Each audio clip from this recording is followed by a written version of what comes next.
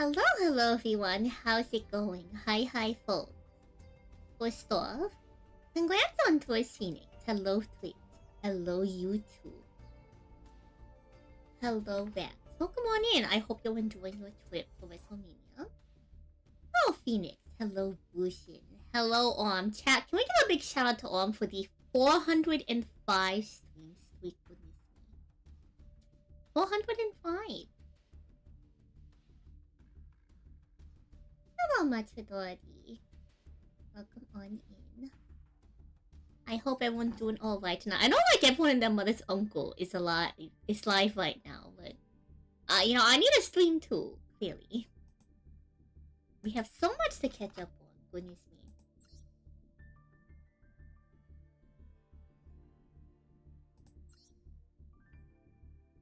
So we missed the cutoff date for the exchange period. For the altered apple. I wanted to keep the altered apple just in case it ever comes back. Thank you for the 80 streams inclusion. We have new accessories.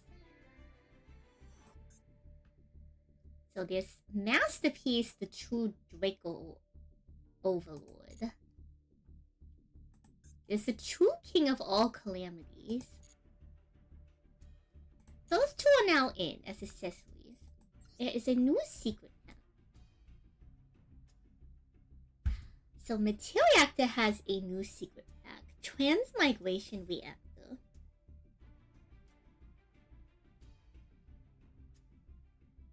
The cards in Exquisite Jet Black Rose have been updated to include the new Yor, Black Rose Guardian, Vengeful Witch, Rage Rose Witch, and Twilight Rose Black Knight.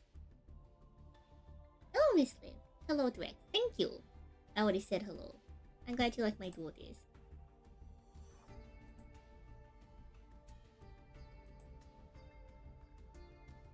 Do I have the altered? I do have the altered apple, but I wanted to keep it. I'm reacting to everything from the past month. Alright, we'll get the cool tune later. Hello, Nimbus. Let's see. So Masterpiece is now in the True Draco's Forging Secret Pack. Draco Awakening, and then Miriam Paradox. The True Draco Phoenix Knight is also there. Vice Shock. Instead of Shock Drake Vice, Vice Shock is now in overlay of Obsidian Armor. Fires of Infinity now includes Heart of Gaia. There was a new selection pack, chat. The new selection pack includes the Cool Tune cards. So there's Cool Tune RS, a level 5 single that requires Cool Tune Reco plus 1 tuner. And it increases the level of monsters your opponent controls with 1700 or less original attack by 1.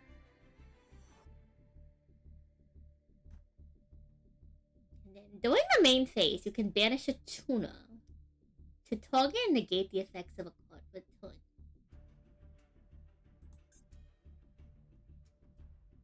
There is RB the Boot Blues. So this is a Link 3. If it points to an RB monster, it gains the following effects. You gain attack equal to the original attack of the RB monster it points to. It can make a second attack during the battle phase, and it cannot be destroyed by battle or card effects.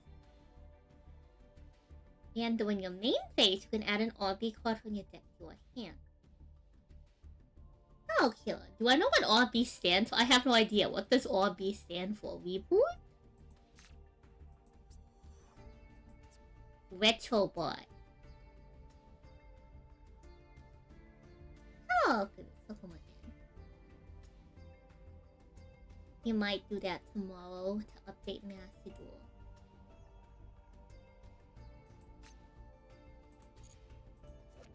Here's the Bramble Rose Dragon. So each time your opponent activates a monster effect. Ah, I see. Burn. Interesting. Let's see. Once put 200 in the main phase, you contribute this card to summon. Ah, so they have like a Tax Dragon plus a Cell Cinco that can also banish itself from the grave to special summon a level 4 or lower plant tuner. Unfortunately, Tat, you need a plant tuner. Otherwise, you can make this off Tundra. Really bad? Oh man, that's crazy. Hello, Zombie Z. Hello, Tommy. Welcome on it. Meowdy. Kayla, how could you say that about RB? Goodness me. I'm sure the duelists who play it have hopes and dreams. We have Heart of Gaia. A level 6 UR. It's always treated as Millennium and Gaia the Fierce Nightfall. You have become what they say predictable. Oh man, jeez, chat. Goodness me. The level of any monster opponent control, your opponent normal special summons in attack position while this card is in your monster zone is increased by 7. When your opponent activates a monster effect, you can send one other level 5 or higher monster you control to the graveyard. Negate the activation if you do. Destroy that card. Interesting. Oh, Warcraft take a look one. Okay, so chat. Y'all know that I started playing Master Duel. I started playing Yu-Gi-Oh! When Master Duel came out. Is this the original masterpiece that everyone talks about? Or is this like a new retrain on the card? I've heard people refer to this card before in the past. This is new, this is a retrain? Alright, understood. I had a feeling this was a retrain. Like, the art just has that sound of like, yeah, this is a retrained monster, you know? Let's see. 3 tributes to normal summon. Cannot be normal set. Tribute summon this card face up. You can tribute continuous spells or traps you control as well as monsters. Interesting. Continuous spells or traps. You can only use the following effects of Masterpiece, the true Draco or once per turn. When your opponent activates a monster effect in the hand or field, you control this tribute summon card. Quick effect. You can negate the activation if you do destroy that monster. If the tribute summon card is destroyed by battle or destroyed by an opponent's card effect while its owner is in the monster zone, well, in its owner's monster zone, your opponent skips their next. That's toxic! Thank you for the e-potion. Thank you for the 25 bits. I suppose you have to destroy it first. It's not that bad, actually.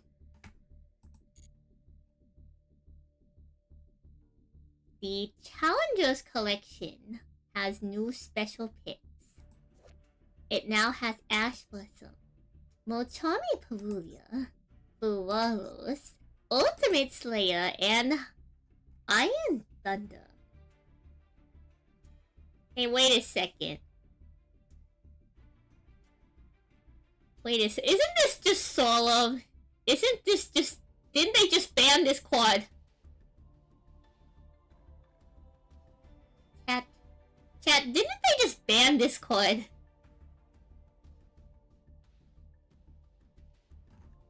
Man. Stun never dies. Goodness. Yeah, but this one is a little bit worse. Uh-huh. I mean, I guess it's activated, not summoned, but I swear they just banned this card. It's totally different. Uh-huh. Sure. Whatever you say. Let's see.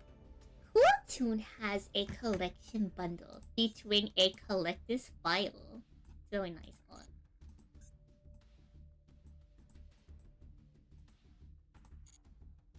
A coin.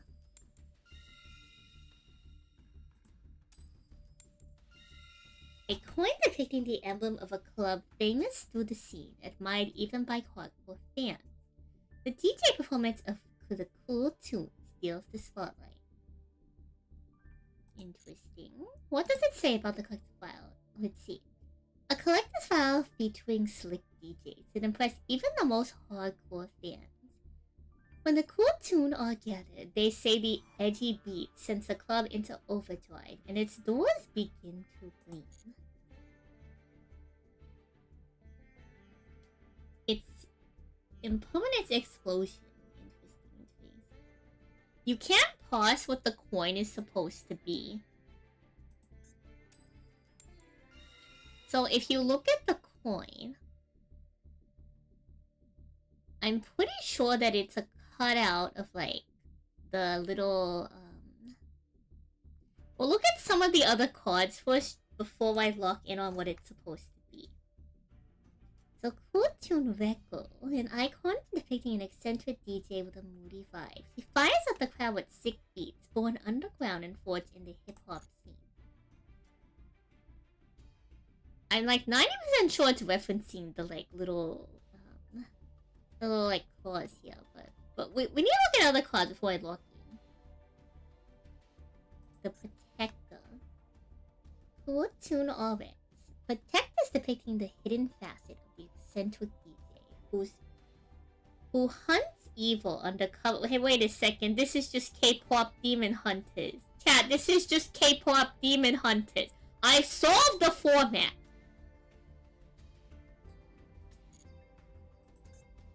Let's see. A card case inspired by a club famous throughout the scene, admired by even hardcore fans, recommended by a deck that drives the audience into a frenzy. And we have the wallpaper. Oh, okay, I know what the coin is supposed to be, chat. If you look inside of on the little blade here, and if you look over here, that seems to be their logo or their emblem. So that's what's supposed to be on the coin. It's on the card art. I guess that's like their band logo or something. For Cartoon. Per se. Oh, you're fine. Look at her spine? What do you mean look at her spine?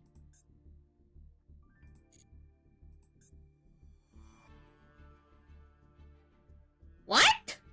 What do you mean look at her spine?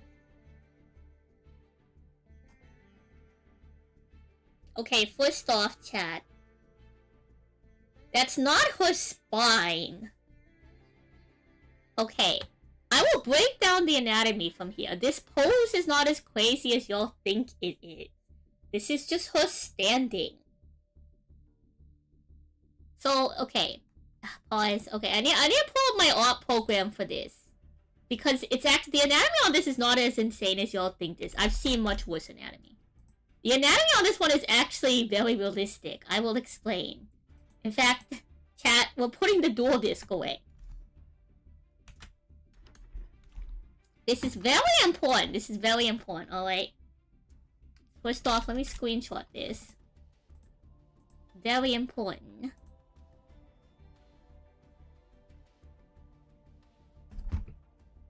Exactly, Bushin.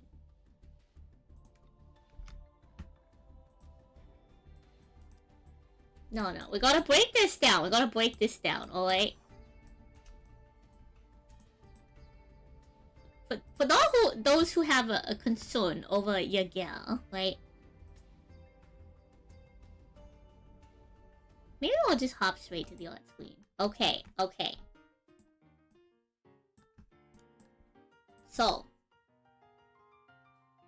where is my drawing tablet? Alright, there goes the oscilloscope. I will pick those up later.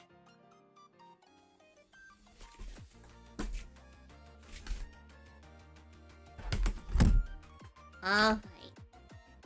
So.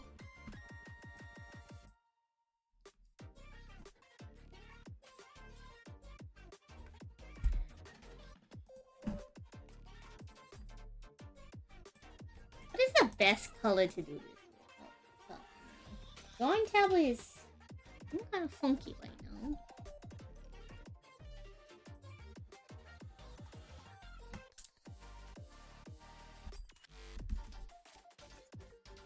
Why are you not wanting to Hmm.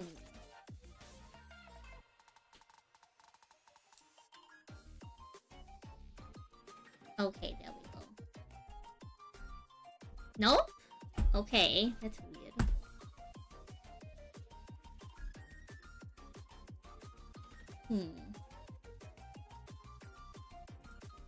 Not sure why the drawing tablet doesn't want to work with us right now. But worst case scenario, we just draw it with the mouse.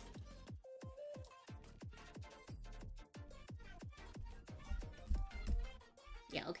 The drawing tablet hates us tonight. Whatever, we'll go at it with the mouse tab.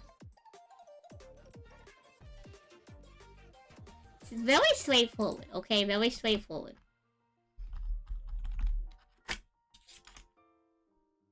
Okay? Her spine? This right here is not her spine. That's just the edge of her body. If you look closer, you see how there's this little divot right here? You see how it goes like this? And then like this, right? You see this little line? On the edge right here. This line is not her spine. That's just the edge of her waist. So, her actual spine, if, like, her head is right here, let's say, like, towards the back of her neck is back there, right? Honestly, base probably closer to, like, here. Right behind this line is where her tailbone is. So, like, this is her pelvis, okay? Trust the process here, okay?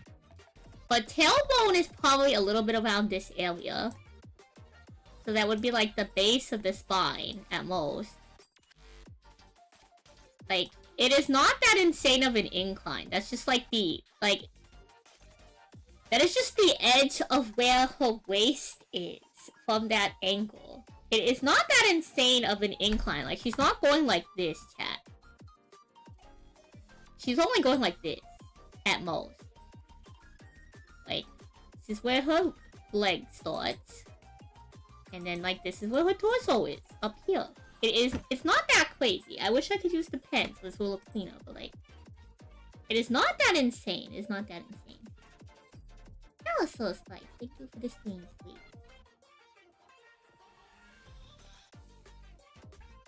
Getting anatomy on lesson from woman, okay? Yeah. Cat, we do not shame woman here. Alright. Back to Master Duel. Back to Master Duel.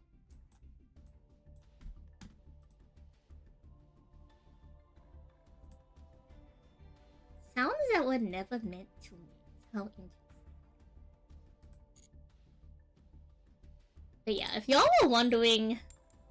So, like, the emblem of the club, that's what it says in the description. That emblem is also on her stuff. So that's where that comes from. It's like the Cool Toon Club logo. And I explained the hair. What is there to explain about the hair?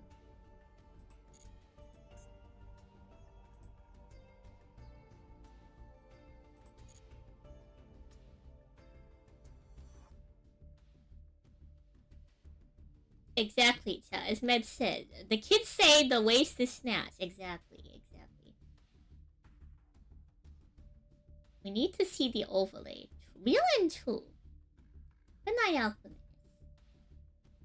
I'm just catching up with you at this point. You think the dress is what's... Yeah, I agree. I think the dress is confusing people. Because that's definitely, like, from the dress and not, like, actually her body. Which massive circle? Like, the thing on this side of the hair? This is her being extra. With all due respect. All musicians remove their lower bottom vertebrae. It's just a known fact. That's crazy. That's crazy. That's crazy that they do that. And you get 10 of the 20 tuning selection packs with 1 guaranteed one. Hello, Crimson. What do you mean the dress makes less sense? I think the dress makes sense. In fact, this is one of like the most normally constructed dresses that Konami has like put on a woman in a hot minute. Like this is just like an A-line dress. With like a very flared bottom. Like you could make this dress very easily and sew it IRL if you had like that same material. The dress would make sense if it wasn't completely see-through. So there's actually some dresses kind of like that. So I'll explain. In a lot of like, especially like goth clothing subculture. Now I can't really explain the like clear material. I think this is just like a Y2K aesthetic.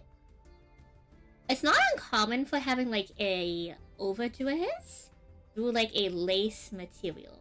So like you would wear something like underneath, like another dress, and then you would put that dress over. This is the similar concept. She's wearing a bodysuit underneath. So I don't think it's too strange. I do think it's a cute design, don't get me wrong. It's actually very neat. In fact, the design is so straightforward that like if I was comfortable working with that kind of material, I don't have the kind of like... Not only is our sewing machine still broken, I don't have the kind of needles that like properly sew through that material. I would go as far to say as the design of the dress is so simple that I could literally sew it myself.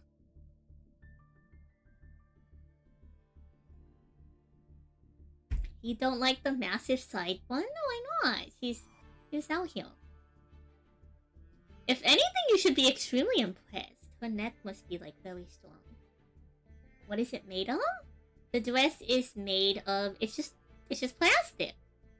So, like, there's, like, clear PET plastic. Like, they use it on umbrellas and raincoats all the time. Or they use it on, like, bags and, You could get, like, a slightly holographic one. Like, these are not uncommon materials. People use them for Hatsune Miku cosplays all the time. It's just a plastic.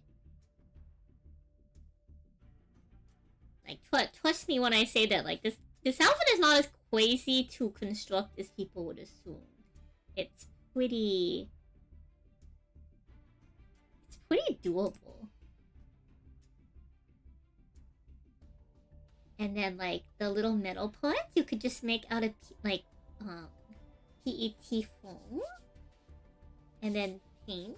And add, like, the little rust details. Like, I'm gonna be honest, chat. Like, this is actually a pretty, like, straightforward cosplay to construct. The hat, what you could do is you could find a sports visor that already has that framing. And then you would just replace the, plastic film with leftover material from the PET of the dress. And then you can use that same PET, which because it's, like, plastic, it's able to probably, like, keep its own weight in the construction to actually make the top portion that you would just glue onto the visor, and then it becomes a hat. The most unrealistic part about the dress is the visor full wave night. Actually, under the assumption that the cartoon cards are the DJ, it kind of makes sense that it could survive, like, a very crowded club if they're the DJs and they're only on stage.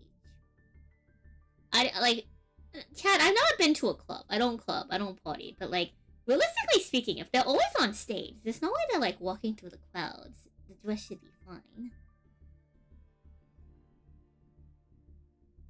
Might be, like, a little cumbersome to walk through. Also, like, because it's plastic, I don't know how easily, like, the dress itself would rip, to be honest. You want working instrument or it's not authentic? They're DJs! What do you mean? What instrument? You mean the laptop that they press the button on?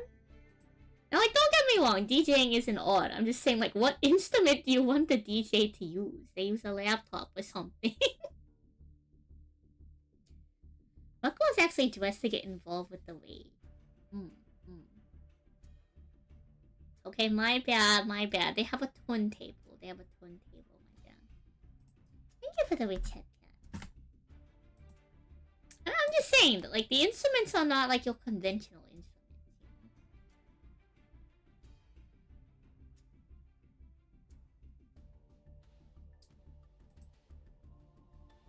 I respect that YGO seems to have like a decade with her. Like, what if she gets cold, chat? What if she gets cold? Very straightforward.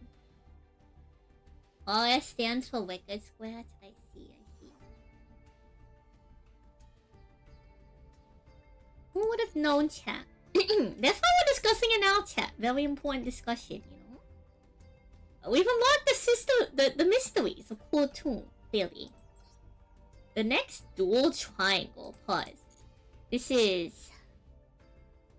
Is that Fusion... Fusion Synchro Link. Try it. The protector being ultimate, so this is a pretty good protector. I think this is a pretty darn good protector, chat. The pun of the name does not work in German localization. That is unfortunate.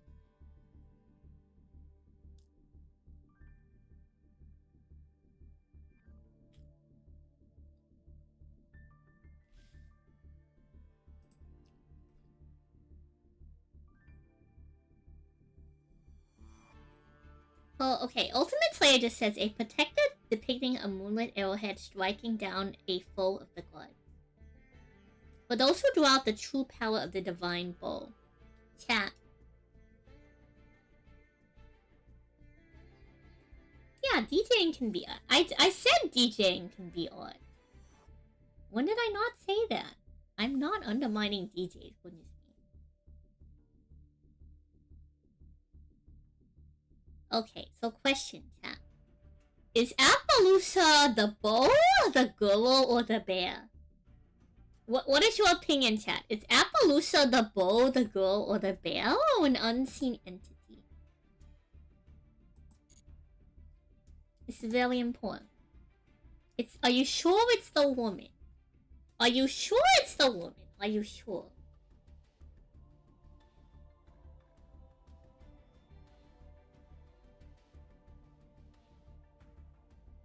The bow because the author has a lack of bow. Like, chat, this has been discussed many times. Like, which of the characters depicted, or which of the subject matters depicted in the Appaloosa bow of the god, goddess of the bow, or whatever, is actually Appaloosa? You think it's still the bear?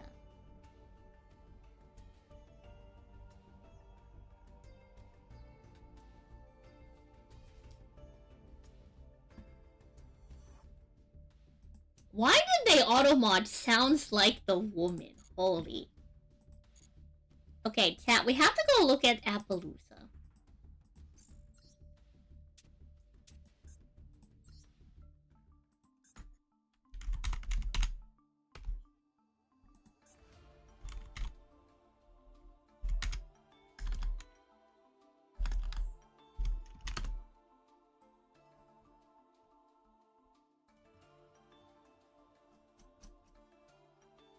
Am I spelling Appaloosa? Apple? Double A.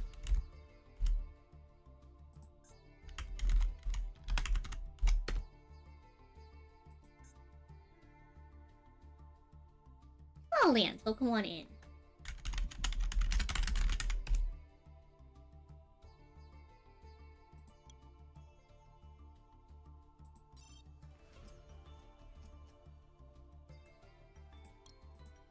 Okay, understood. Okay, chat. So this is the altar.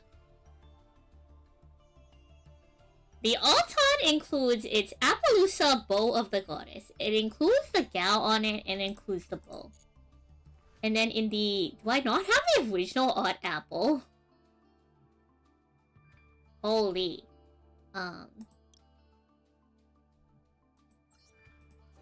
In the original art apple, there is the bow, the girl, and the bear.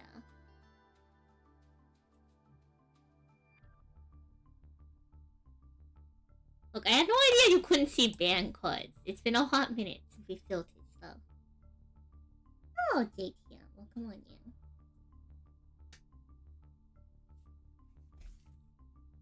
So before the altar drop, there was a question as to whether Appaloosa is the bow, the girl, or the bear.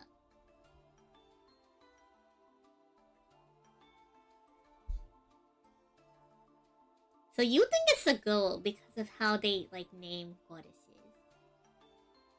Like Mars, the goddess of war. Are there cards related to this card?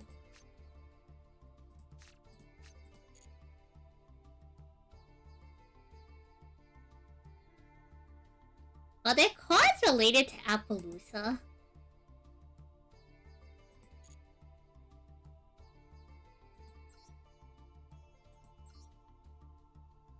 Not many. Because I know there's Appaloosa and then there's, like, Giant Slayer. Oh, Chris, thank you for the follow.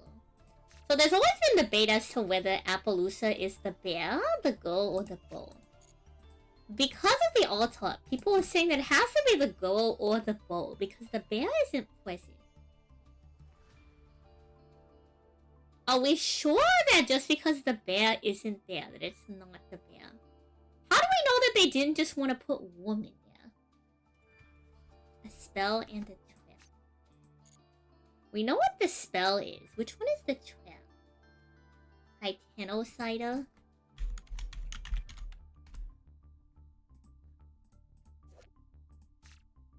Okay, so this includes the bow and the girl again.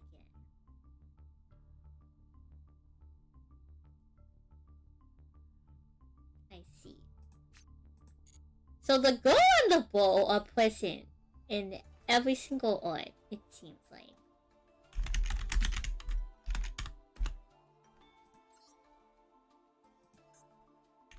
Is it not? Wait, is it not Giant Slayer? What's the name of the... What's the name of the... Ultimate Slayer? Ultimate Slayer. Wait. Oh, Ali, thank you for the 47 ones. Yeah, so then there's the girl here. I'm assuming the bow is transforming. And then there's regular... So, like, chat, is it the girl or the bow or the bear? How do we know that, like, it's not the bear? Just because it's not in the, like, alt art apple. What if they just wanted to include woman? Because they know woman sells better.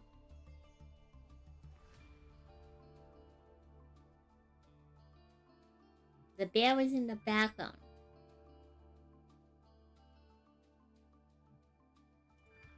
Okay, so here's the thing.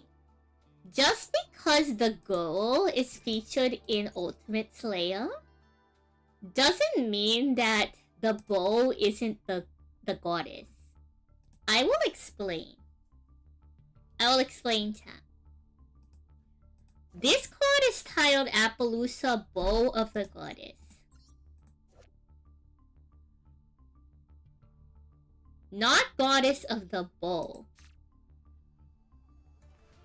So, bow could mean a lot of things. It could be metaphorical, it could be physically the bow. Ultimate Slayer and Titanocida never explicitly say whether or not the bow, Appaloosa Bow of the Goddess is in the artbook. It just happens to use the same lady in both artbooks. So unless there's any confirmation from Konami directly that Appaloosa is depicted in those two arts, the only confirmation of what could or could not be Appaloosa is the regular and alt art. Hello, Snikey, welcome on in. What if it's the location? It could even be the location, though. Like, can you confirm whether or not these two are the same location? So the real question as to, like, what Appaloosa is very much up for debate, which is why people are trying to say if it's the girl, the bear, or the bull. Under the assumption that the bear is not in the alt art, it still comes down to question, is Appaloosa the bull or the girl? Oh, true. Rest in peace, Apple, but like... I'm telling you, chat, I'm telling you. Because the spell and trap don't confirm whether or not Appaloosa is supposed to be depicted. Because it doesn't direct it, just because it has the card in it doesn't, you know, doesn't confirm whether or not the girl is Appaloosa. Because it's Appaloosa, bow of the goddess. Now, she could metaphorically be a bow, or it could actually be referencing the bow. You know what I mean? Maybe it's Apollo from Greek mythology in girl form. Like, it's not impossible, but we have no confirmation as to whether or not Appaloosa is intended to be the bow or the girl. There's no confirmation. There's also no rules that says that the girl can't be magical. Just because you see the girl in Giant Slayer without the bow doesn't mean that Appaloosa isn't the bow. That just means that the girl could potentially use magic. The answer is in the card effect. What do you mean? What do you mean the answer was in the card effect? You can only control one Appaloosa bow of the goddess. I'm not sure. Because that still doesn't answer, like, whether or not there's, like, which individual or which subject matter, the bow or the girl, is intended to be Appaloosa. It's a very important discussion. Yeah, very important discussion. I know we were talking about, like, new cards. It's technically, like... This is an important... This is a very important segue, chat. Very important, segue.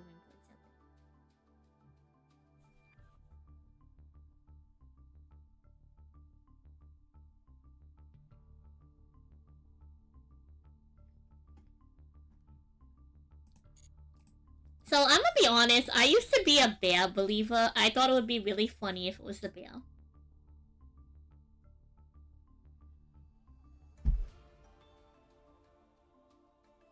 Has Konami ever, like, named something indirect? Actually, wait. You know what might actually answer this question, chat? If we can find the different translations of Appaloosa, bow of the goddess, to see how they say bow of the goddess. Because in certain languages, how you use possessive nouns and verbs are different. So based on how it's translated and localized in another language with slightly different phonetics and grammar than English, would be a confirmation as to whether or not the bow is the girl or the bow is the item being wielded, I think. Google ruined it for you? Like, okay. Where are you getting this information on Google? Where are you getting this information? Who's saying that? Just because most of Yu-Gi-Oh players think that it's the girl, doesn't mean that it's canon. Unless Konami comes out and confirms that it's the girl. The AI? What do you mean the AI? Chat, we don't trust the AI. Chat, we don't have time to trust the AI. You know what? You know what, chat? Very important, chat. Very important. It's time to go to the internet.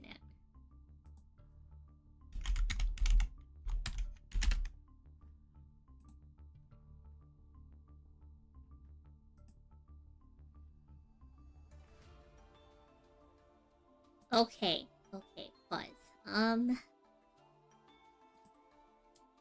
Dragon Nails. Okay, chat. So according to Wikipedia, the Romanji is the Romanji says Shome no Shinkyo Appaloosa. It's translated as the divine bow of vocation. Appaloosa. So because the translation, like, I guess the girl could still potentially be a bow, but like, chat, In Japanese, do you refer to people as like weapons? Is that a thing? Like so in English, like you can refer to people as objects from like a hypothetical, right? Are there other translated names of this? Let's see. The French name is Le Solamente de... I don't know enough Spanish or like other languages. French, let's see, Spanish. Let's see. No, that's the name of the set. Choose. How do I find the name of the card in other languages?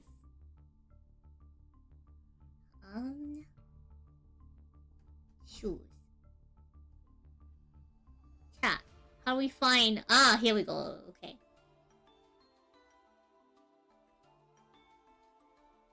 I guess in Spanish that's still like a similar concept of like you could be indirectly referring to someone as a bow from like a metaphorical standpoint. Huh.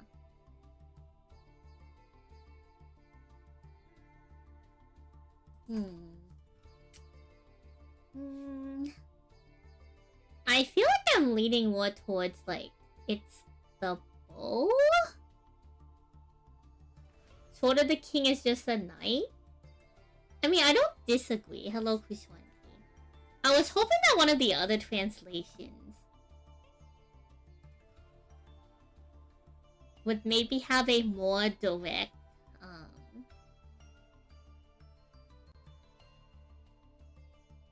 like the bow that belongs to the goddess, you know? If that makes sense. But I suppose that like even a possessive in another language could still be like metaphorically referring to someone. Like a person rather than a...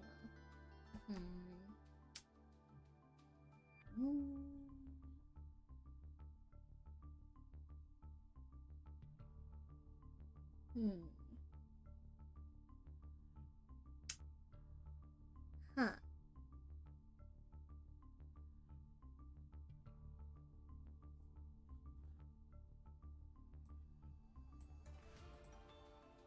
So the Japanese, allegedly the Romanji translates to Divine Bow of Vocation. I feel like Divine Bow of Vocation is a weapon name, not reference to a person. Thoughts and opinions, chat. If I tell you like, yes, that girl there, she's the bow of the goddess, versus like, we are switching. So we're switching for Appaloosa, the bow of the goddess, right? That could really mean anything. If I tell you we're looking for Appaloosa, which is the divine bow of vocation, doesn't that sound more like a weapon than it does a woman? Right? Doesn't that sound more like a weapon than it does like an individual? Like, I'm not saying that the divine bow of vocation can't be an individual, but like, saying that something is the bow of a goddess, or like the sword of the king can refer to a knight, right? But if I told you like the sword of screaming, it feels like it's less likely to refer to a person. It still could refer to an individual, don't get me wrong, right? It's not impossible, but divine bow of vocation, rather than the bow of the goddess, right? You know what I mean? Like from a grammatical standpoint, if we're not going too far out on a limb of the metaphor, saying that is the bow of vocation, like the bow of a adjective, or I guess is this more like an adverb? Rather than the like, you know, bow belonging to an individual, makes me feel like it's referring to the bow as Appaloosa, titled and named Appaloosa, rather than the girl being a representative of the goddess, if that makes sense. Like, I suppose a girl could still be the representation of vocation, but that feels so random. Because the, like, translation of the, like, Romanji has no reference to, like, another being. It just has a title. Vocation is a weird translation in this context. It must be the bear. Truly, it must be the bear. One of the direct meanings of Shomei is divine call. Divine, so the bow of the divine call. That still doesn't reference, like, a person. You know what I mean? Like, so if you metaphorically call, like, an archer on the battlefield, the bow of the king, or the bow of the queen, or the bow of the goddess, that could refer to them metaphorically as a, like, soldier and representative of said goddess. But because the Japanese translation doesn't refer to a goddess at all, it makes me less likely to think that this is a metaphor. Because, like I explained, like, the sword of the king or the sword of the god or goddess definitely could be metaphorically referring to a person. But if I said, like, the sword of strength, now, sure, that could still refer to a person, but you'd probably need a little bit more lore to it. You would probably just assume that, like, that's the sword's title. So, like, Appaloosa, the bow of the goddess, versus, like, divine bow of insert whatever translation, Appaloosa. The spirit in the spirit in the altar is the smoke. The bear is the emerald. That's crazy. Surely it must be the bear, right, chat? Surely. Surely it must be the bear.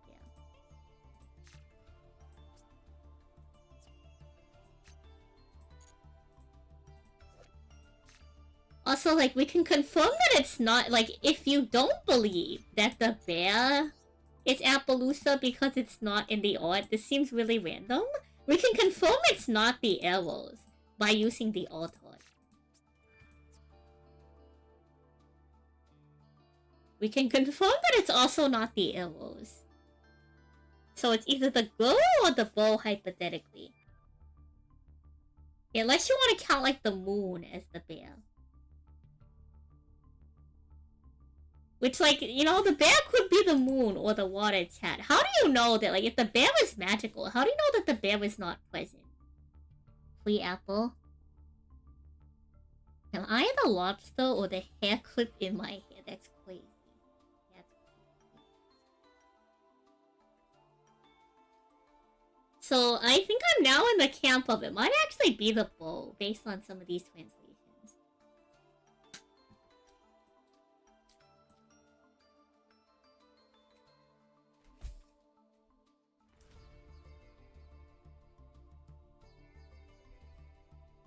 But I suppose until someone confirms or denies, it's always still up to interpretation. Yeah. It's a very important discussion.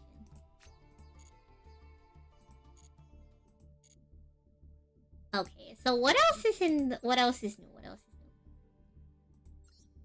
So we have the dual triangle. We have new accessories. We have really bad, the boot blues. A bipedal humanoid combat machine. For those making living developmental weapons. And that's it. Chat, you have until May 6th to pick up this bozo as a cord sleeve.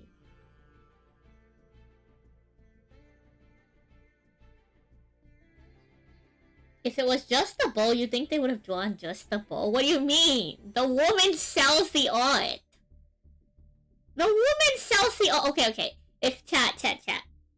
If I showed you a monster card that had a woman holding a giant sword, and the name of the card was Giant Sword,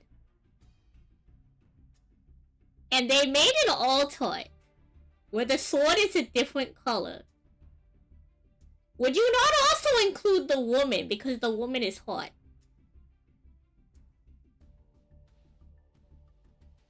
Bullload Savage Wagon always equipped Appaloosa as a material the most, so he was using the bow when he did. Real and true. You think she's the goddess of Apollo who can manifest the bow Appaloosa. I really think that the bow, chat, is named Appaloosa. Whatever the, like... The lady is still important. You just don't think she's named Appaloosa. Does the woman come with the sword? In Yu-Gi-Oh! They sure do, chat. They sure do.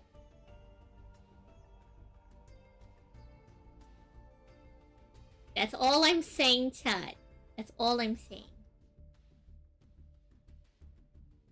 I think if Yu-Gi-Oh! Has opportunity to put woman, they will. Alright. Like the new Dark Magician girl over Flame. Like, did she have to be in the spell card? Oh no, it's just woman.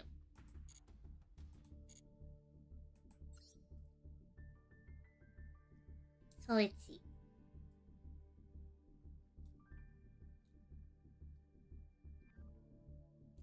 They've adjusted the forbidden and limited list to ensure proper balance. What? Soundproof is forbidden. And they are limiting a restriction on Galaxy Wave. The next myth we need to crack is what is her name? We'll never know unless Konami tells us.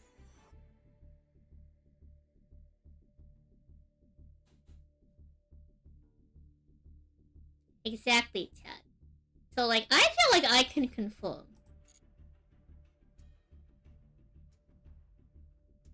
Based on several Yu-Gi-Oh! Alt arts, that it doesn't matter what the card art is about.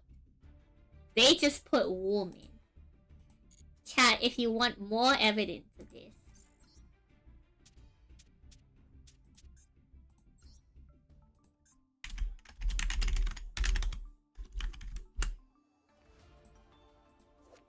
So this one actually has like a grave in it. Don't get me wrong. This one's more realistic speaking of the alt arts out there. But like chat, we have Called by the Grave. And then we have like Woman. Now, this is pretty accurate in terms of alt art. But I'm telling you, chat, sometimes they just slap woman on alt art, okay? You mean their computer program's not woman? Are you saying that the Malice cards are not woman? VTuber woman. The event started, you gotta go do it? Goodness.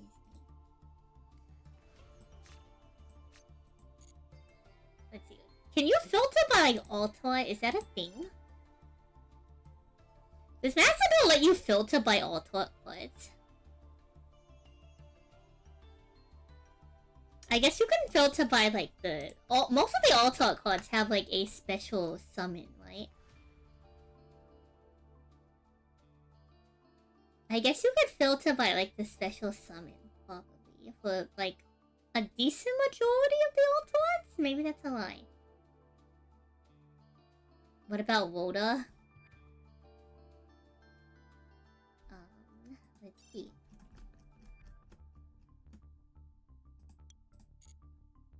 Yeah, they should let you filter by alt art.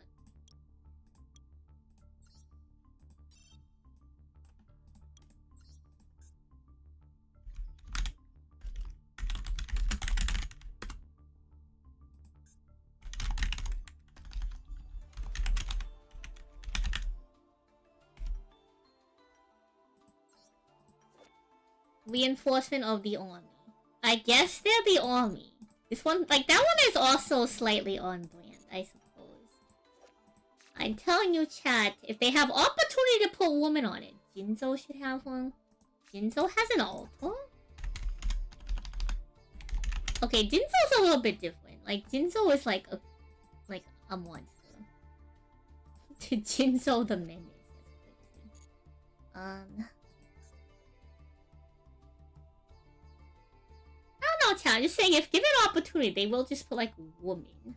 I think the only thing they didn't do that with was, like, what, Medallion of the Ice Barrier? Okay, they still included the medallion. I think Medallion of the Ice Devil is like one of the few ones where like they didn't just like slap on woman. They like actually made a pretty realistic art, I will say. What is effect valor? What do you mean what is effect valor? Why are we having this conversation about valor?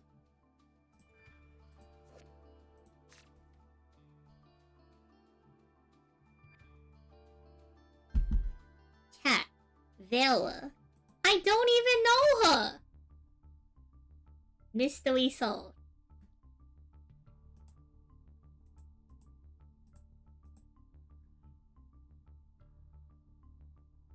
Mystery solved, chat.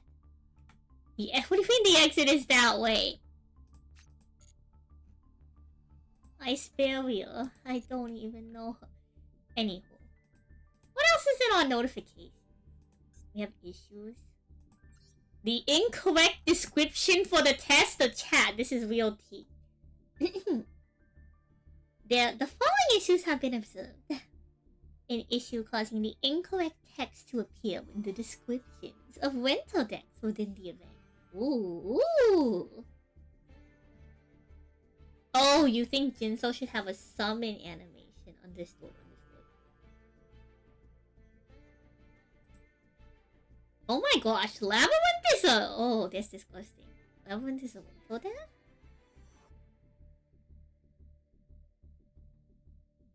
Oh, okay, Gate Guardian. Okay. That's why. Labyrinth Lady, like, actual lab. Lovely lab is spelled different.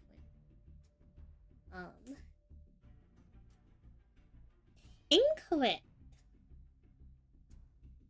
Monsters like Shadow Ghoul of the Labyrinth has been changed to affect monsters like Gate Guardian of Wind and Water. Interesting. Very important, chat. They apologize for any inconvenience caused by this issue.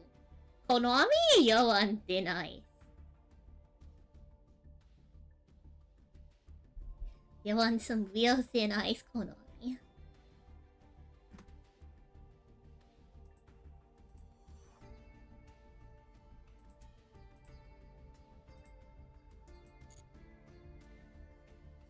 Oh, wait, there was actual issues with Fortune B2B. An issue during the resolution of the effect of Fortune B2B, a single monster could still be single summoned even when it was not possible to add a tuner from the graveyard or banishment to hand or special summon it. Interesting. Wait, pause, we have to go back, chat. That said Harpia Squadron. Some monsters could not be single summoned due to the effect of Harpia Squadron.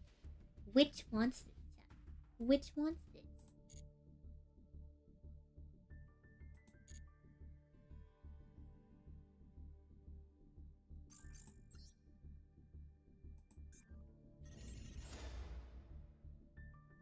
The dual triangle.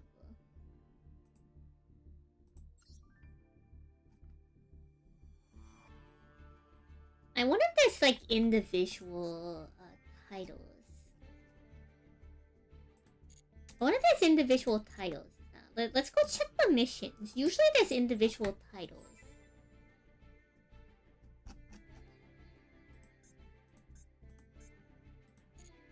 Or not? Huh. Maybe we can only see it after picking a group.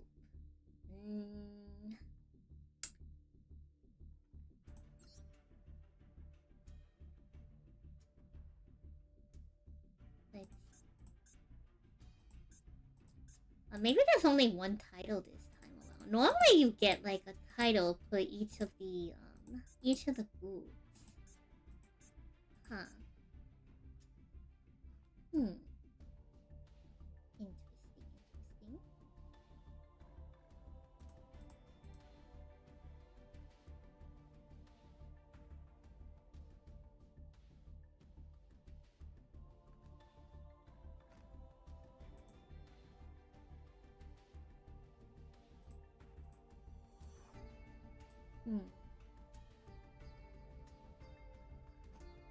So let's see. Let's look at the Lona deck for the fusion side of the festival.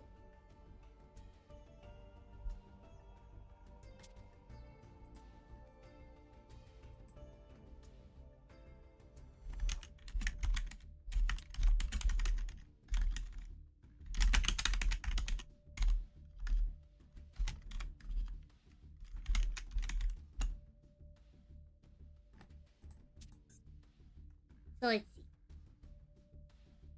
There was Labyrinth Monster Symphony. It has the Gate Guardians, and it also has Snake Eyes Doom Dragon. How interesting.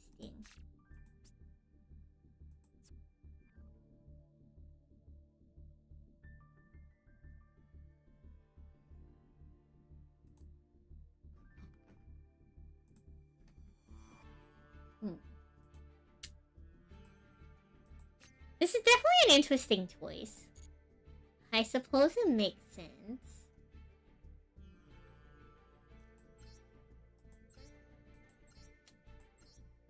This is supposed to be 1-star difficulty.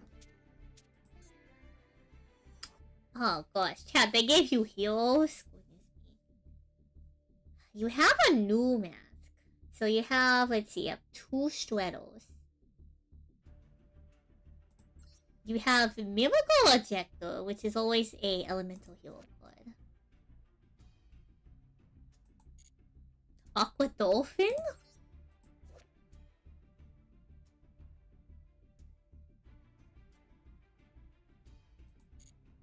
Look at the hand wheel in 2.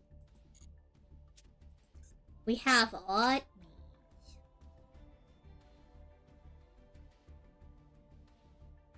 This does seem like a deck with a pretty high ceiling. Isn't the event supposed to be live by now? Good question. Out of period. I'm not sure.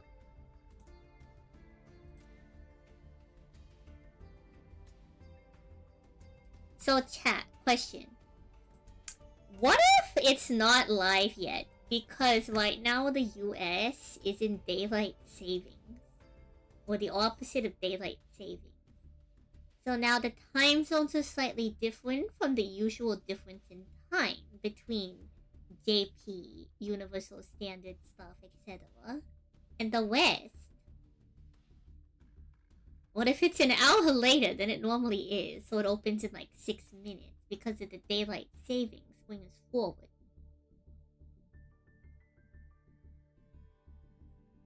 Have we not considered, chat, that daylight savings could affect when events start in Real Massive?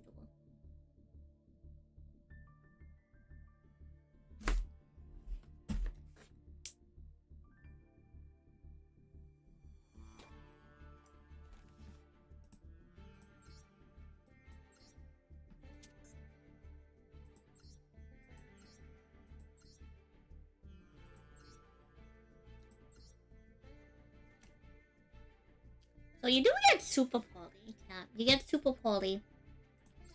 You have 2 very reasonable targets for Super Poly.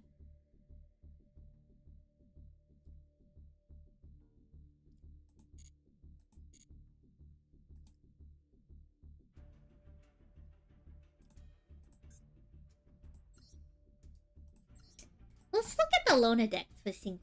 So let's see. Black Rose of Ruin. You gotta play with the little Rose Dragons. You get Basil Rose Shot. You also get Gravedigger's Trap Hole.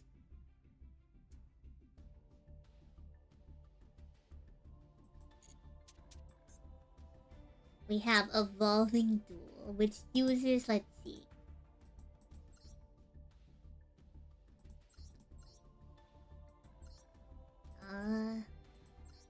I guess this is just like generic single stuff.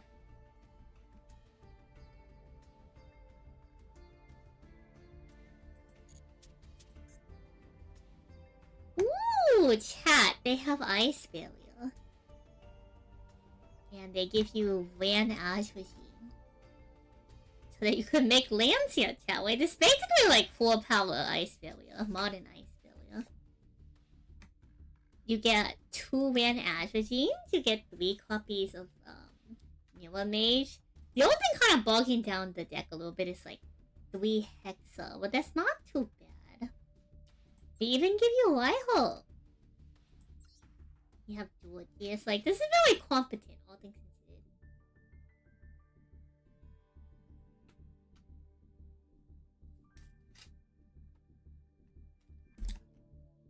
Do I have a deck for the event? Honestly, we could play a lot of things.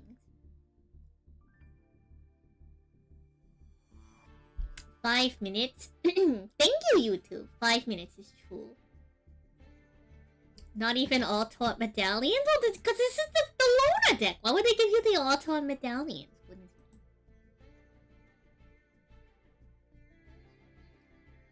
There's a lot of stuff we could play. If we wanted to play single, let's see. We have resonators. I have Maya Koshi, but it has links. If we're going pure single, we have resonators. We have goatee. So a couple different options there. If we wanted to play fusion, my primary fusion deck is Viper. When it comes to links, I have far too many link monsters to choose from. I don't know, chat. Do you think we should use one of the Lona decks to kind of learn how to play something new and different? Sword Soul? I don't play Sword Soul. That's Bozo. If my girl and Moye are both drunk. Anyway. Cat. The copy pasta.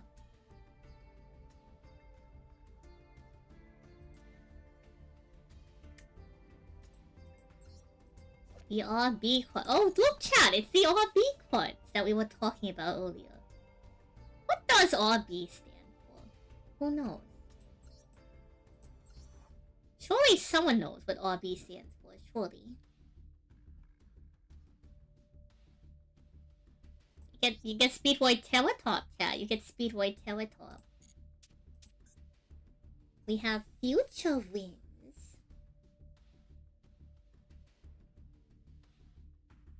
Oh my gosh, what access code talking? Look, chat, you even get a console. You get 2 parallel exes.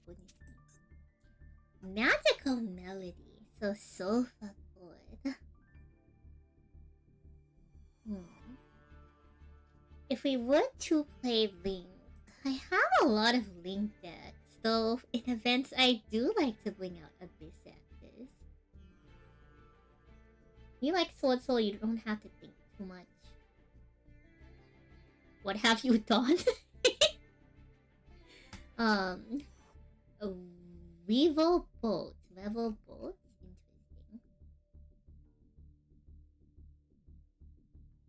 You see Astrograph Sorcerer. You know, I've never actually used Astrograph Sorcerer. So fun fact. All the Pendulum decks that we use play laterally different from most other Pendulum decks. Abyss Actors has its own entire game plan, and so does Valmonica.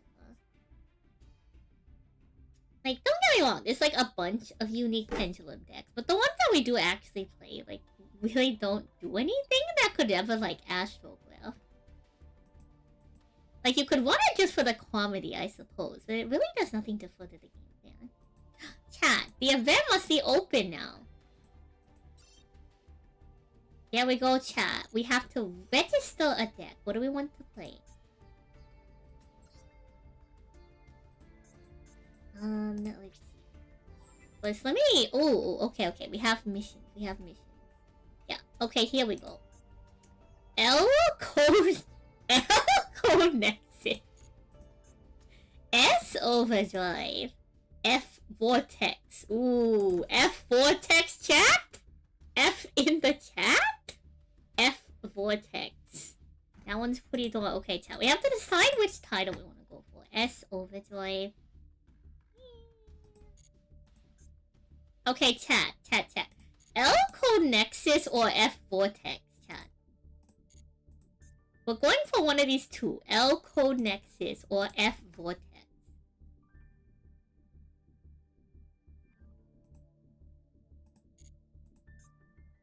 L code next. You take the L? Goodness me. Okay, let's head back to the link group.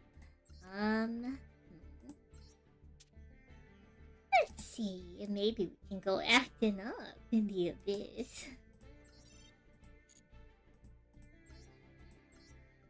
Let's see. We can go down a maxi, and I suppose that means we can go up a floor. Cut these 3. Oh. I think we may have accidentally cut an extra one, so it's fine. What other link monsters do we want? Maybe we can do like Hita.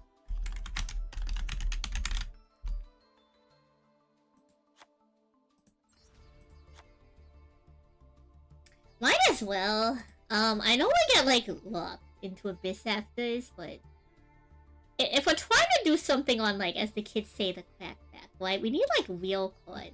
So is SP real? IP. Oh gosh, chat, what art do we use? I'm a fan of the original, I'm not going to lie. We already have access code book. I guess why not, chat? Fancy ball! Why not? If we can use it, might as well. All 3 are good, use the new one. Exceed the pendulum? We have Beyond the Pendulum. I'll be real, chat, I've never actually used Beyond the Pendulum in this deck. Like, there might be a game state for it, but like, Abyss Axis just doesn't care. I'll tell what the Pokemon in. IP is the bike. Are we having this? Okay, pause. Yeah, are we having this conversation right now?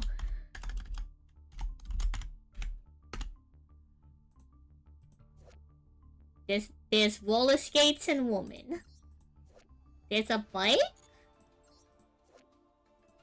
And then there's woman. So chat, who is the IP masculina? Is Electromite even legal? Okay. Chat, there's a reason why we don't have Electromite. Abyss Actors can't use it. Abyss Actors lock you in, like, Abyss Actors doesn't care. Half the good Pendulum cards, like, you could cut Beyond the Pendulum. You don't even need to play Electromite. Like, Abyss Actors fundamentally does not care what cards you want. It only needs 2 extra deck monsters. The rest of them are just here for the emotional support. I'm telling you.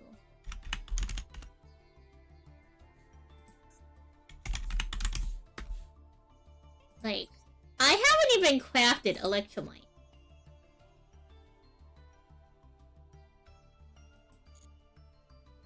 Because I kind of don't need it. Like, yeah, I can destroy, like, a card so it can, like, pop Wild Hole. But, like, I don't know, chat. Like, you can... I guess you can get +2 off popping Wild Hope, search a card, and then draw a card. But, like, if you're going Link 2, you're always going Super Producer.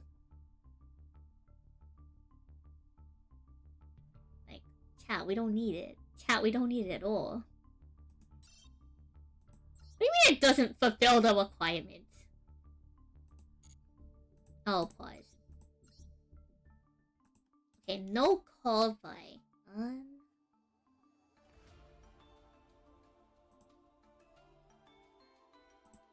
Yeah, sure. Sure. Let's do all those, chat. Why not? No. What's a good, like, one of? What? Might be Vela?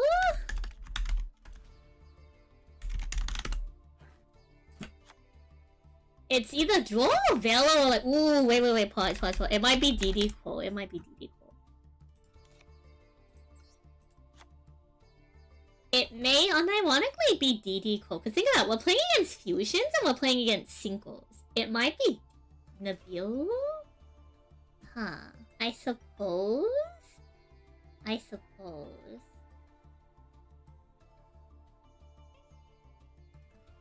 Is Nabil even legal? Nabil is pretty good. DD Crow also not terrible. Hmm. I can get behind 41 points. I can get behind 41 points. In fact, no, we'll do 40. Clearly 2 impulm is all we need, chat. Surely. Surely 2 impulm is all we need.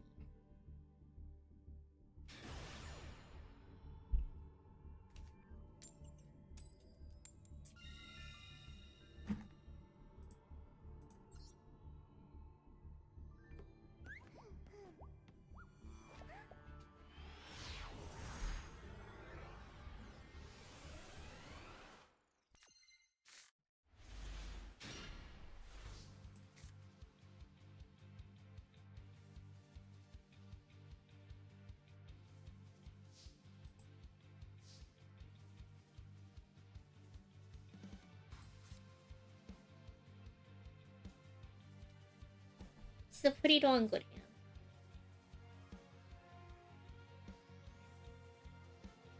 hand. So here's the problem. I want to summon it and link off Wild Hope, but I have to summon and link off Sassy Wolf.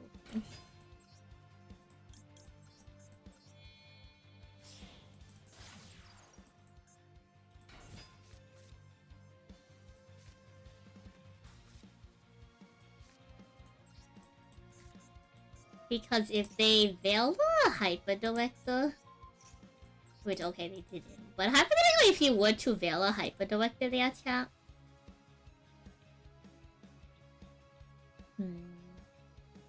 What do I want in rotation? I guess we'll grab Pudding.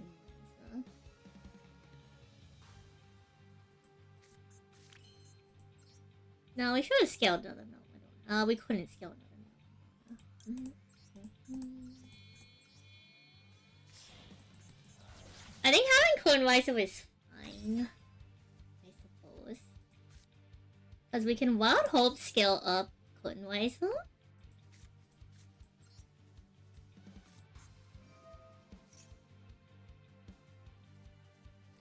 Playhouse isn't live until we have a Pentagon monster, so activate the effect of Wild Hope, and then we can super producer op the scale. See if we can set up the board.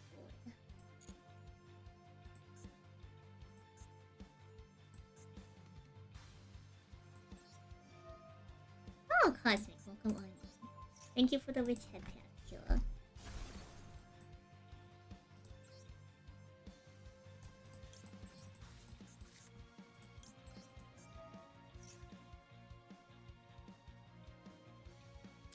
We just started dueling, so it's hard to say if we're winning or not. Chad, do we get greedy? No. I'm real tempted, but no. I'm really tempted to be greedy, but we'll pass. Thank you for the height, we like so great.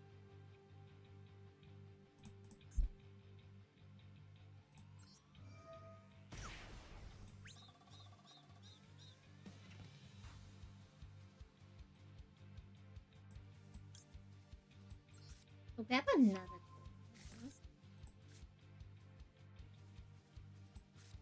So activate. Wait.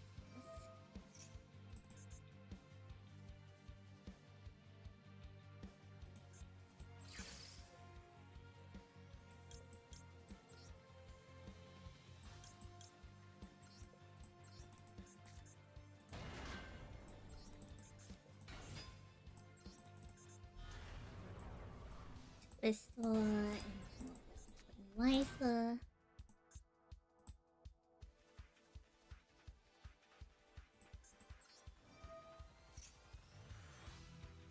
We'll set an Abyss script, and then let's see.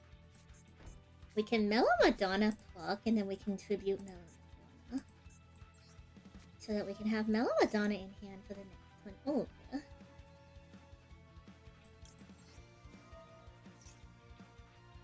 And it probably doesn't hurt to grab X here.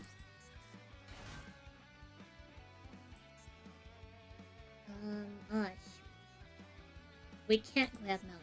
We can only grab access.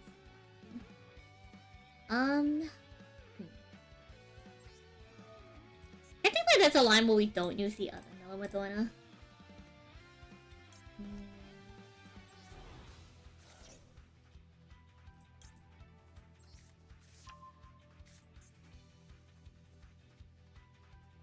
I guess we can leave Melon Madonna on board then. And we can probably click. Yeah, we'll just pass on this board, add back. Which isn't too bad, all things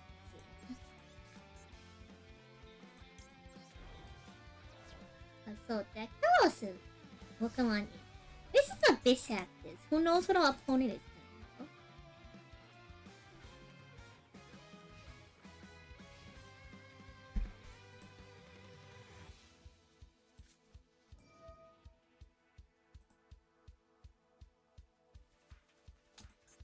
Impun targeting who?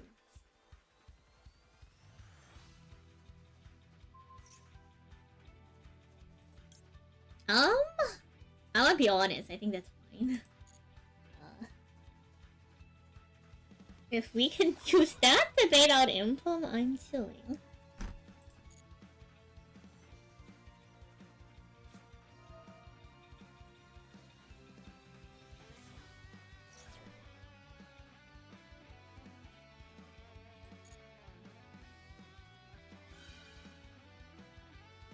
So that's gonna bait out Lung.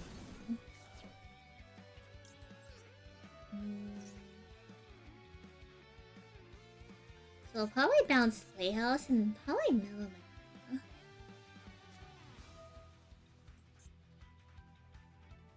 Okay, they're going solo.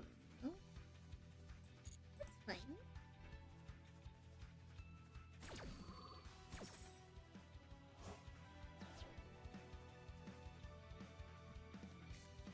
Why are we Rattaging? What's with the rat kids?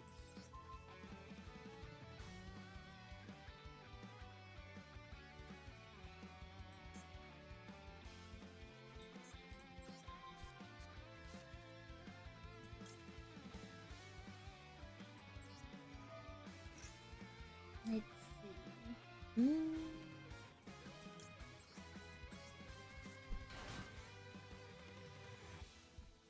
That's pretty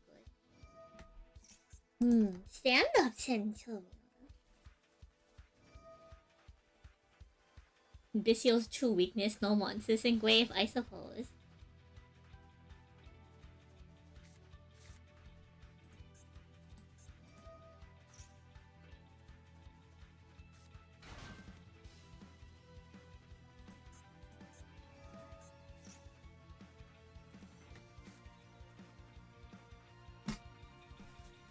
Killer, thanks for hanging out. Thank you for discussing with us as to whose or what evolution would be.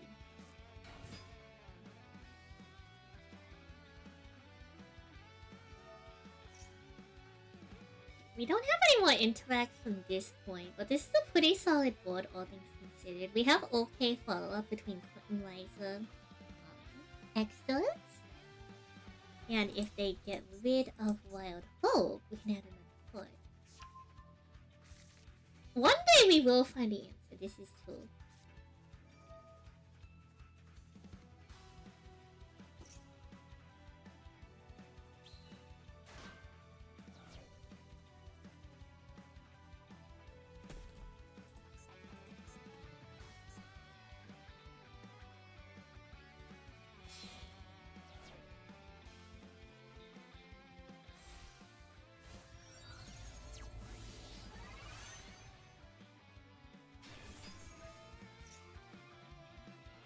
Destroy 2 cards, 1 on each field.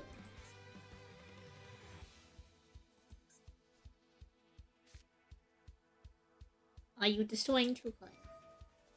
Apparently not.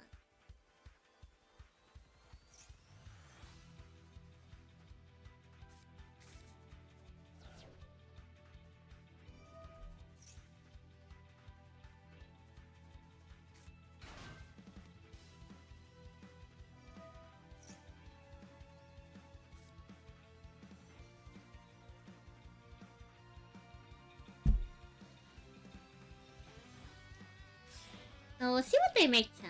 Depending on what they make and what cards they do and do not take, we could just steal their cards.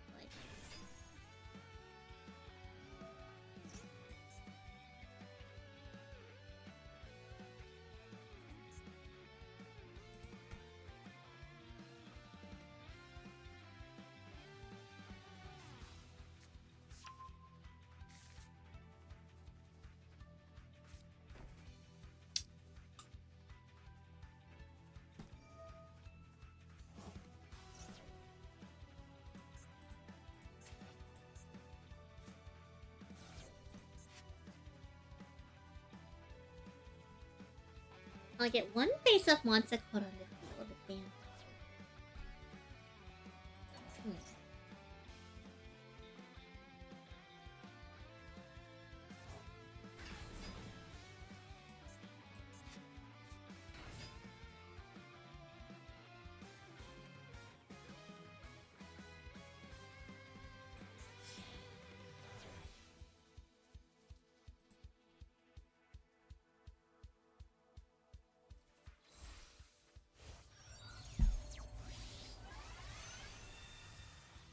Oh, Crimson.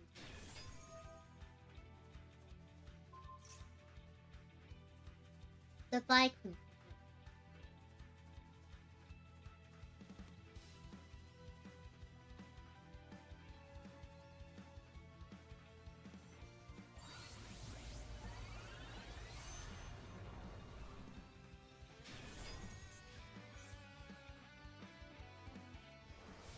Also banish all cards your opponent controls.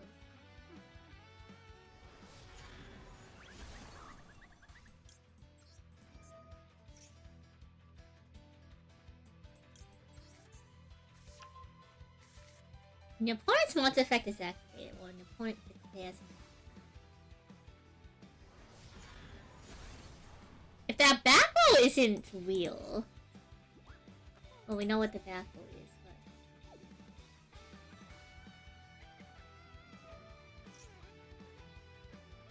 I think we just steal the Red Nova single and win.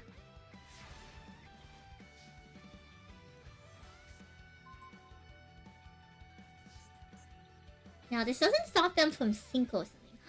Hi, honey. How are you, honey? I love you, honey. Welcome, Raiders. We're playing Yu-Gi-Oh! Match.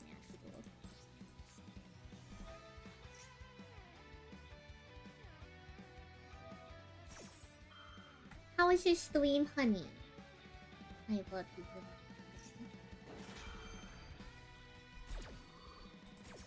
Ah, welcome, Raiders. We're playing a Bissac in the event. The titles are pretty crazy. We're getting a title that says L Nexus. There's F Vortex, which sounds pretty cool. Astro Overdrive sounds kind of like so. The other ones, though, sound very funny and cool. Let's see.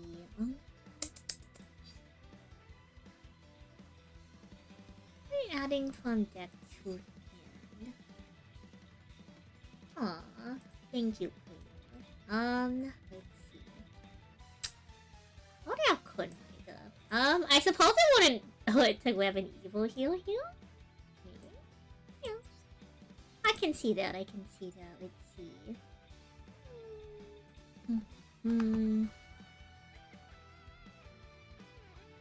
Sure.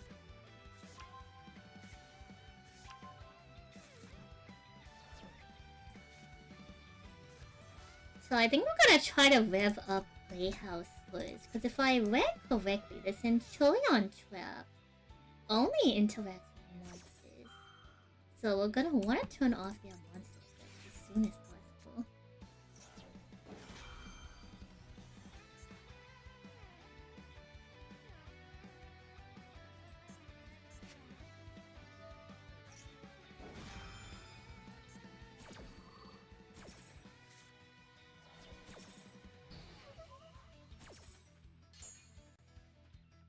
Okay. They've already banished the Red Novus.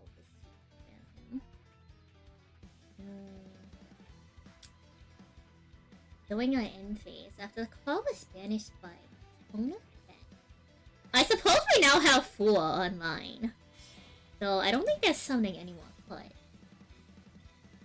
Macedor's always behind from the current physical metagaming. It's fine, chat. Honey, thank you for this stream. Thank you for the raid. I hope you had a good time doing your stream, honey. Maple, Raiders, if any of y'all need to, like, you know, if any of y'all need to head out or something, y'all don't need to stick around. I don't think 4 does anything, unfortunately. So I think the play here is we go Abyss Actors Extra to try to bait out Bellin.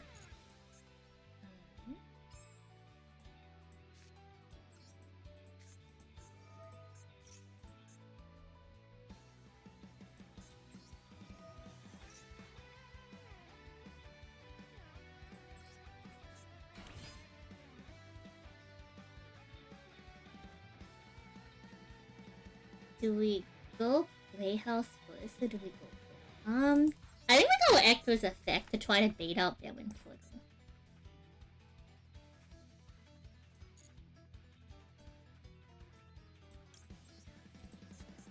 Couldn't rise this once per duel, so we try to use this once per duel effect.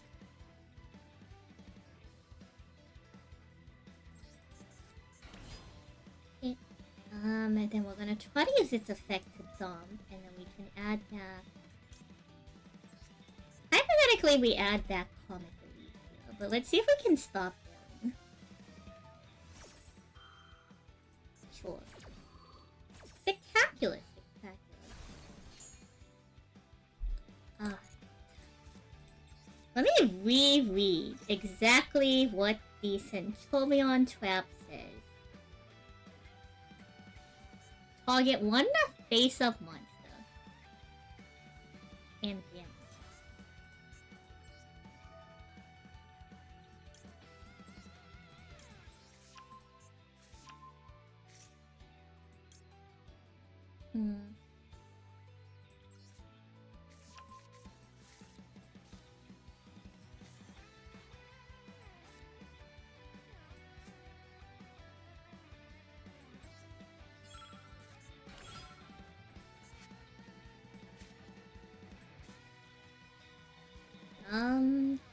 We do this now or later?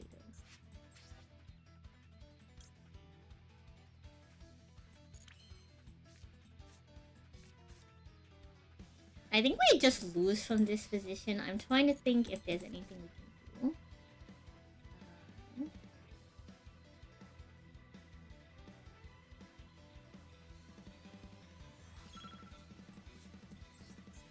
I think we have this.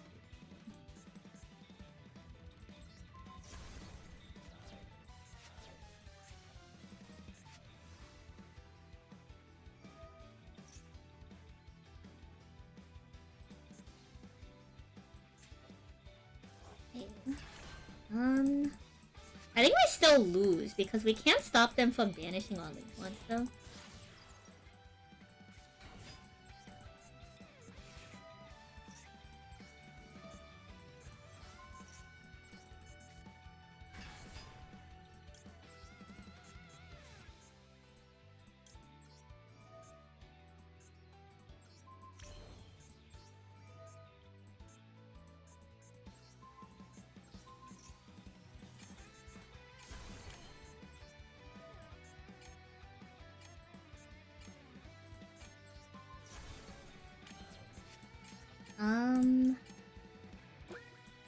Producer. No, this is whole battle.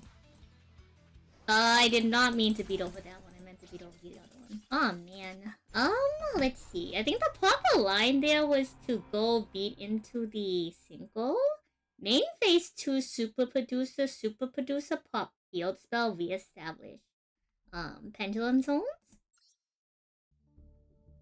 Because we had one more Mellow Madonna in deck. So Mellow Madonna would get us back into the Pendulum setup. And even though we wouldn't have the field spell in play, I still think it's better to reconstruct our board. And then just wait to see what they have in that scenario.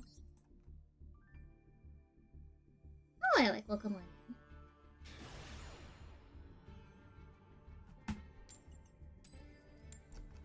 Tunators. I hope you had a good stream with me. But we're just hanging out playing some Abyss Actors. We might swap to some of the other archetypes.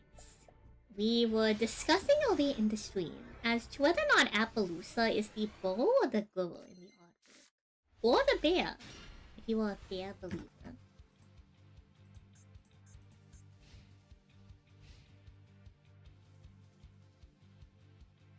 Yeah, a hype train forms when someone raids or gives money to the stream.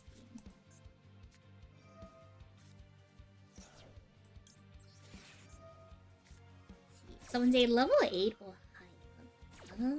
It should be fine for Abyss Actors, as long as they don't summon. What's the word?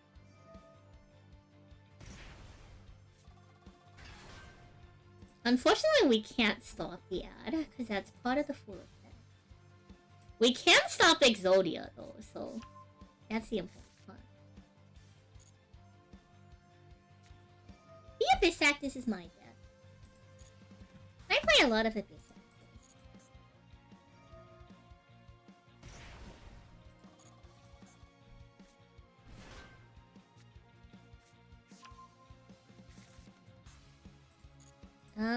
We have Comic Relief. So depending on the board they set up, chat, we might actually be able to import the Exodia. And then Comic Relief steal their Exodia.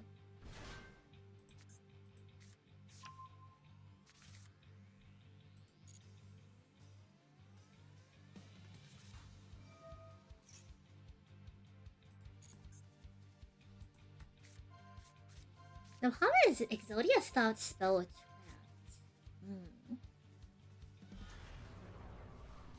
We could open on Abyss Script Vise in an attempt to pop it.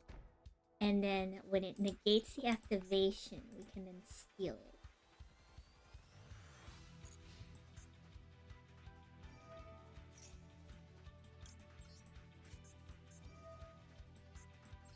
We don't know what the background is, so we're gonna have to try to hope for the best. So I think we lead Wild Hope, try to just pop Exodia. Oh no, it can't be destroyed by artifacts. Ooh.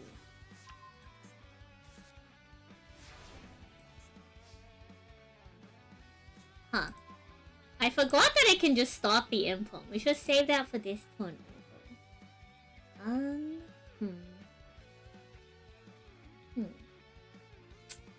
How do I want to go about this?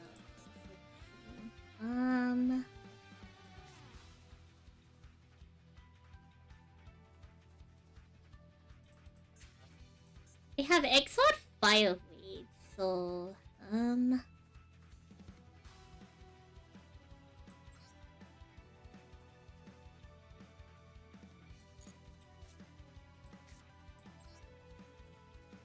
we go Wild Hope first? I think we go Playhouse and we try to use Playhouse's effect.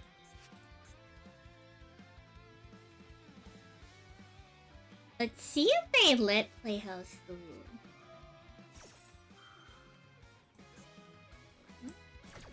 Doing the trap stuff.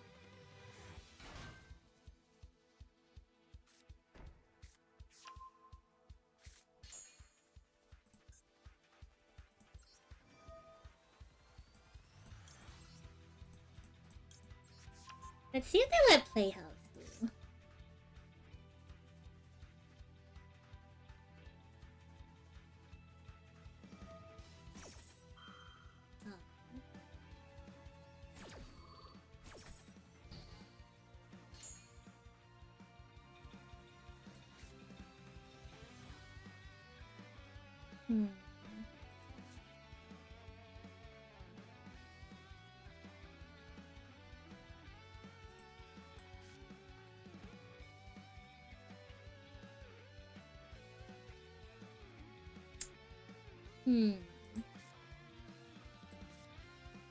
We might scale Wild Hope so that if they exiled, we still get the effect. I think that's the play here.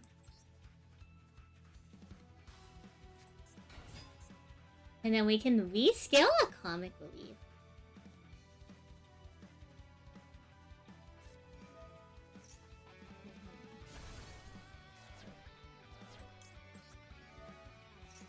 And they have actual awesome, I guess we would do. Alright.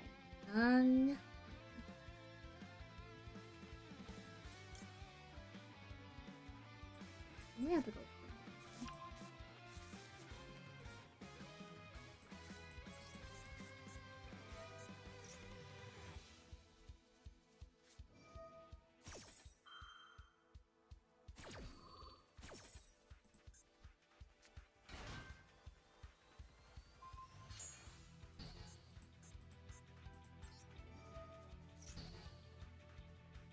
Very unfortunate, yeah, very unfortunate. I think the only thing maybe we could have done better is technically we should have held the info.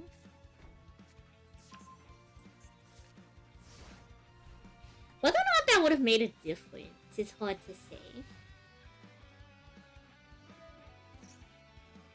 I guess if we did the info, we could have maybe had play. If we held info, we could have maybe had Playhouse go through.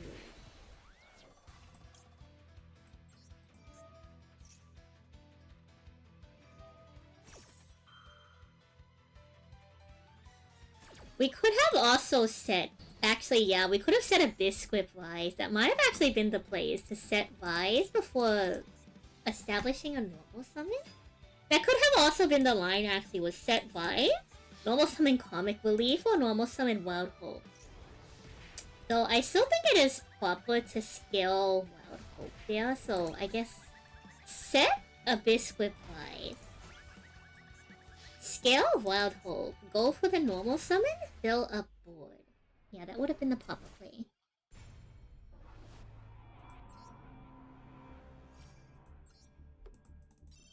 So on top of holding info, we also should have set a Biscuit Rise. I should have 100% played into them clearing the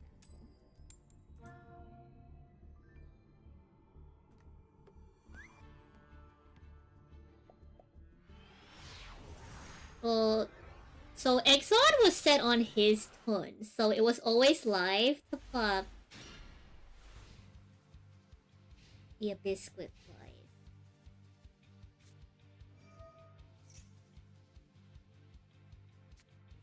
Which, again, if we had kept the Implum, we wouldn't have had to try to bait out Exodia off the playhouse. I can't stop the branded player, so we're gonna have to watch them take their combo, and then... we have Dress Rehearsal, which can get us access to Comic Relief. Comic Relief is going to be our out to Military.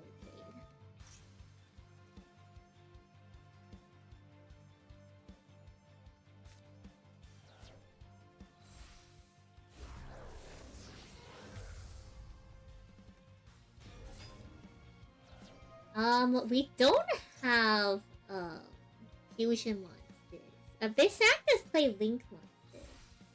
Oh, Sunny Time. I suppose if and when we play fusions, we can consider it. But...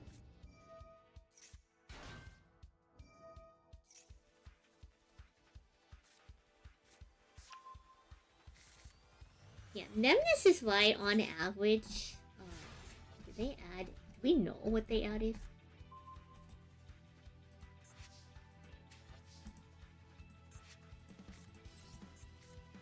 On average, you get about like a little bit over 3,000 gems.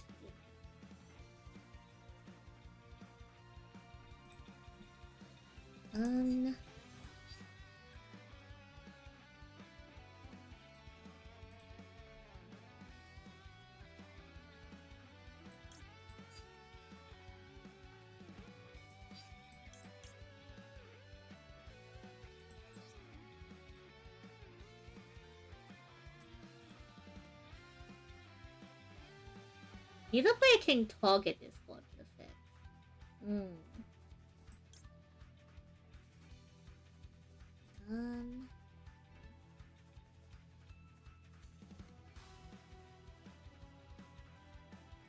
Is this target? Just return.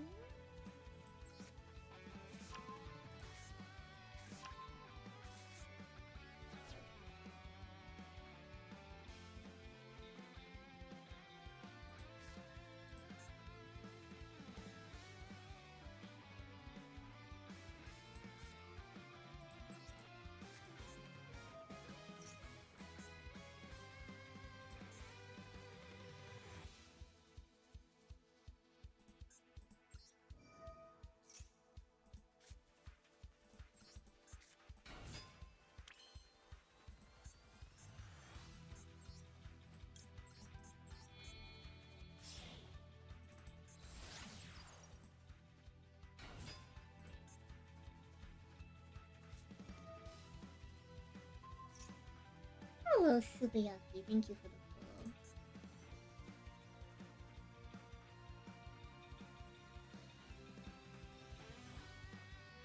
Okay, so they're gonna Dogmatica punish us here, which is we're not Abyss Actors locked yet. So the angle here might actually be Underworld Goddess to out their Dragoon.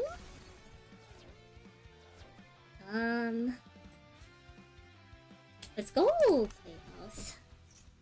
Let's see if we can get them to use Dragoon on Playhouse.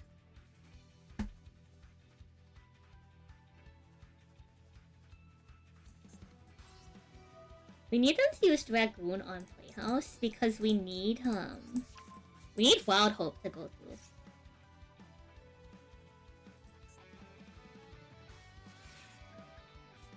Okay, they're going to Ash Blossom.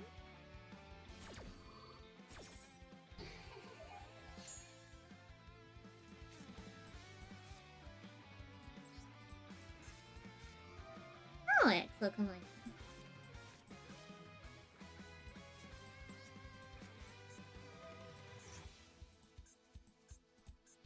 So I'm going to activate Wild Hope here. And if they try to stop Wild Hope's effect, we still get an 8 skill. Okay, perfect. Perfect!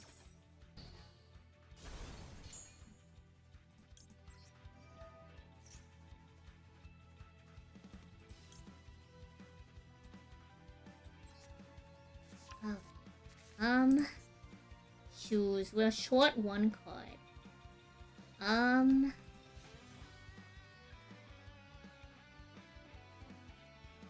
How can we extend? Thinking.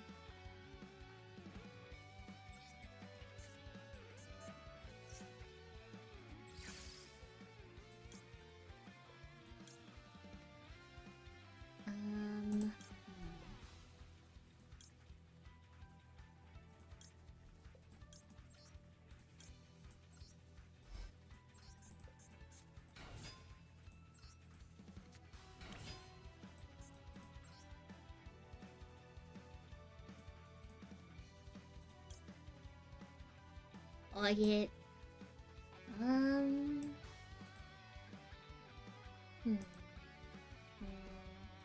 Technically, we can try to play for Abyss with Dramatic Stories Wincon.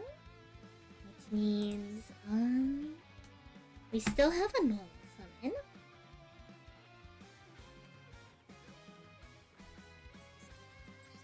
Still have a normal summon, so...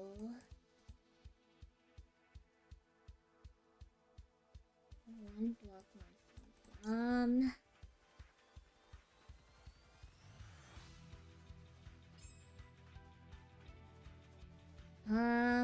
this might actually be the one time having Electromite would matter.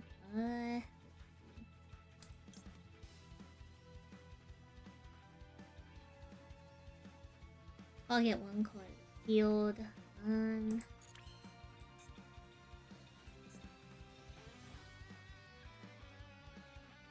Switch controls can't be copied.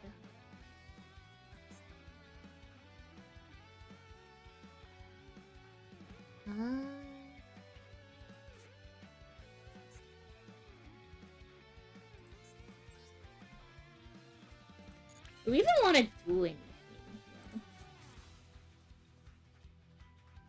here?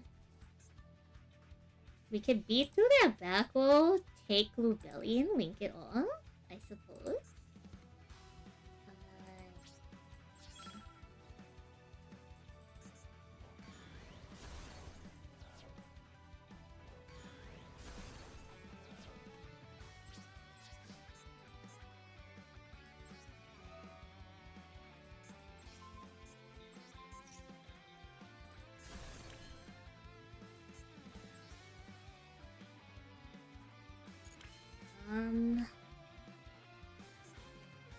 Gosh. We can't link it off. Giving them Wild Hope isn't terrible. It forces Dragoon, I suppose.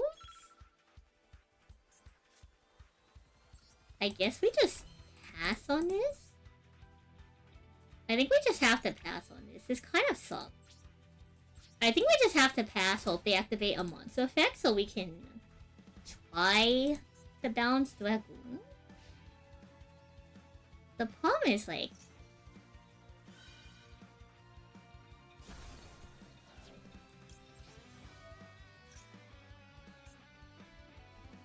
And then they have to ditch their quad if they want Dragoon to stay on field. And I think that's fine. I think we just play chicken with them for like one more turn.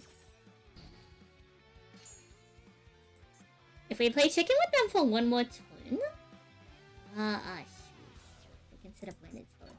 Of course. This isn't a terrible position to be in.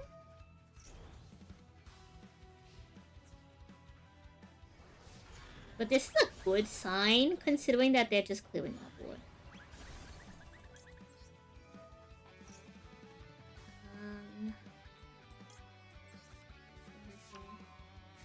They have no cut, so Dragoon can't stop us from getting to Dreadful. Also, if we can set up enough materials, we should be able to actually... They said Branded Fusion, right? We can banish Branded Fusion, hypothetically. If we get enough materials, okay, let's see. 0, 3, 4,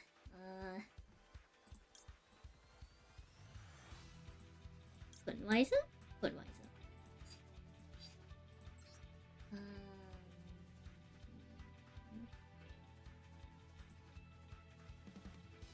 If this could...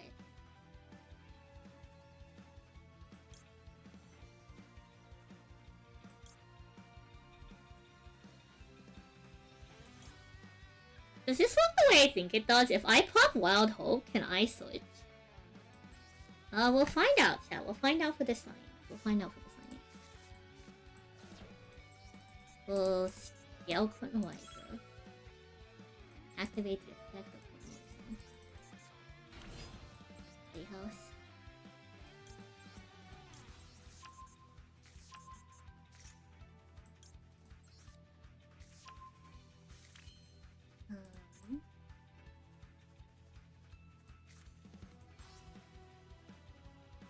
With lights.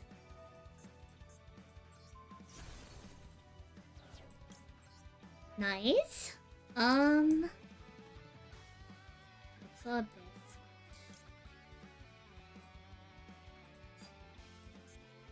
Both wild holes are there.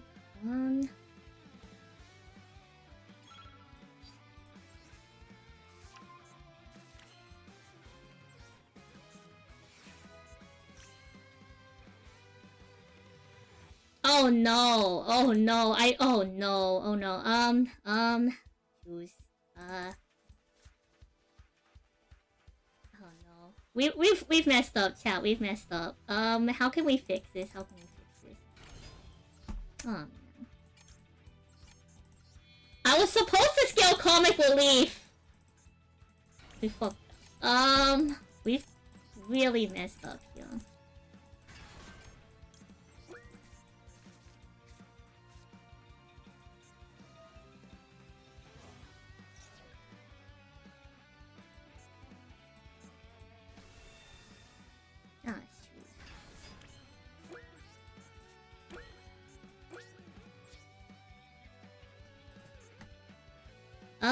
So you're supposed to scale... You're supposed to scale Comic Relief. You're supposed to scale Comic Relief. Then you're supposed to Pendulum Summon. Then you use the effect of Quentin Wiser to add back extras. Extras special summon itself to make the fourth condition. And then you link off into Underworld Goddess.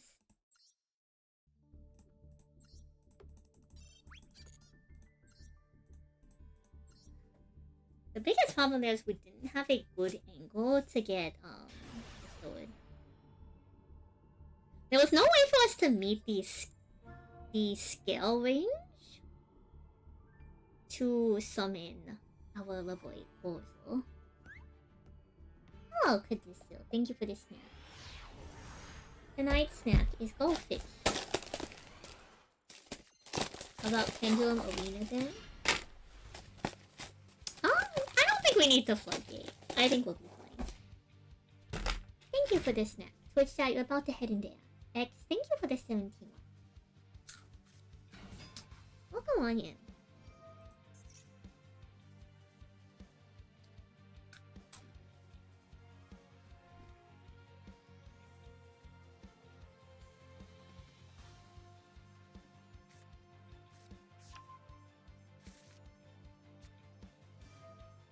Abyss Actor's Twinkle Little Star has a scale of 9. We don't play Twinkle Star.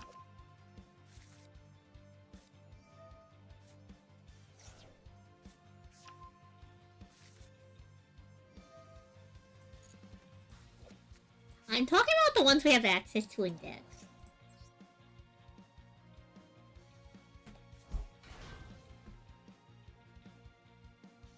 Let's see.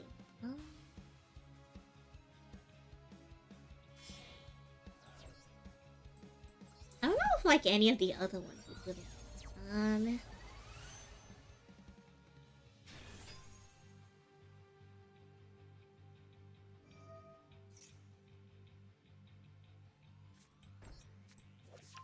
Leading Lady. Oh, damn it.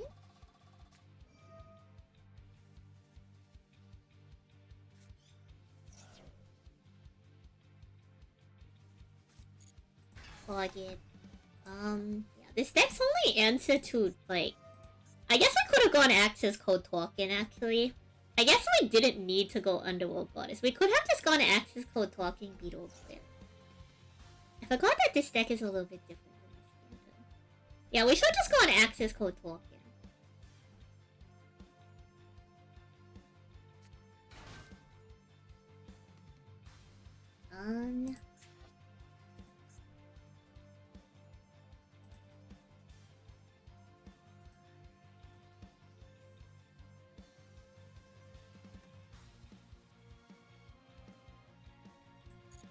I can't do anything because they have the...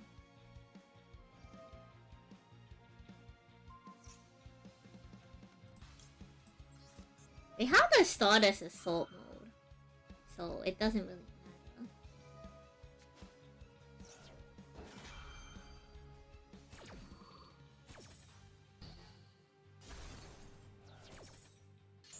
Maybe we should have not done that, does it matter? I don't know. Like, it's not time to Nibiru because they've had the Assault mode, like, on the board. Like, I'm pretty sure that was, like, the 5th summon.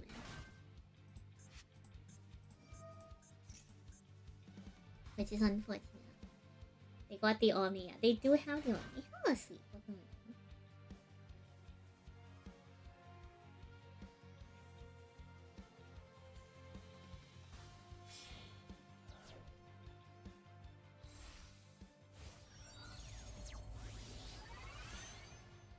Oh, you know, chat, while we're here.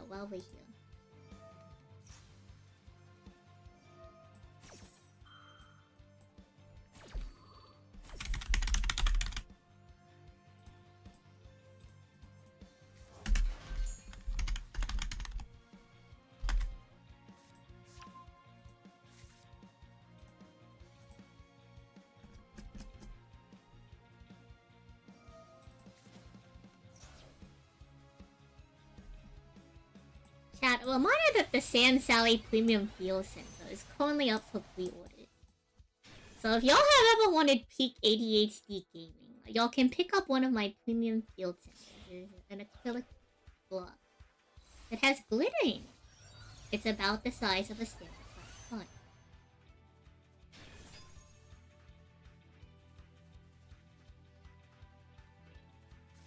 Welcome back from Ass Twitch chat. So yeah, if y'all want to support Sand Sally activities, you can pick up the Sand Sally Premium Field Center on the Sand Sally shop.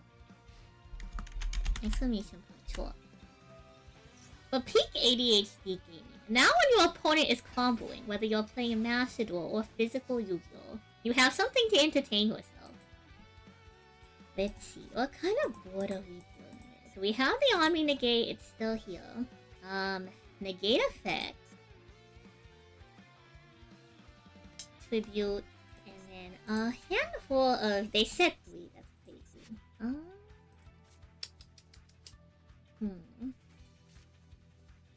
I guess we fire off Playhouse first.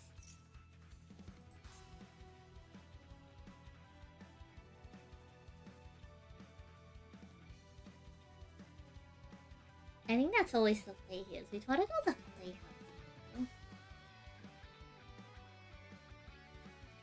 Exactly. When you're watching your opponent combo for 3 minutes straight. Okay, I'm gonna spell a trap. Assault counter.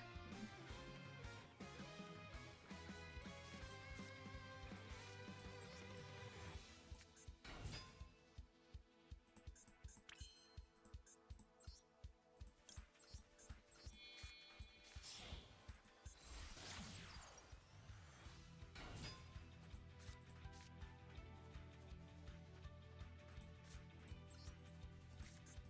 Knows what they're bad for.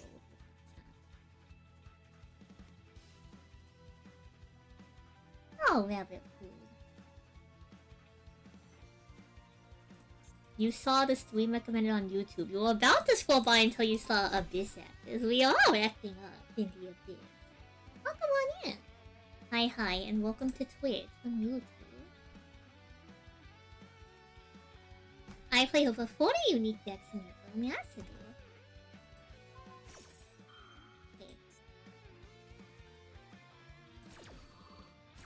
So let's see. So we're not locked into Abyss Actors, I don't think. Let's play we're not locked into Abyss Actors so we can start like playing.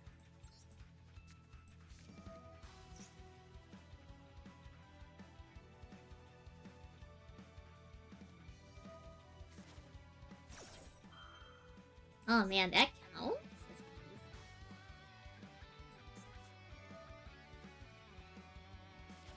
I had no idea that setting a card in your pendulum zone counted as activation. I suppose that makes sense.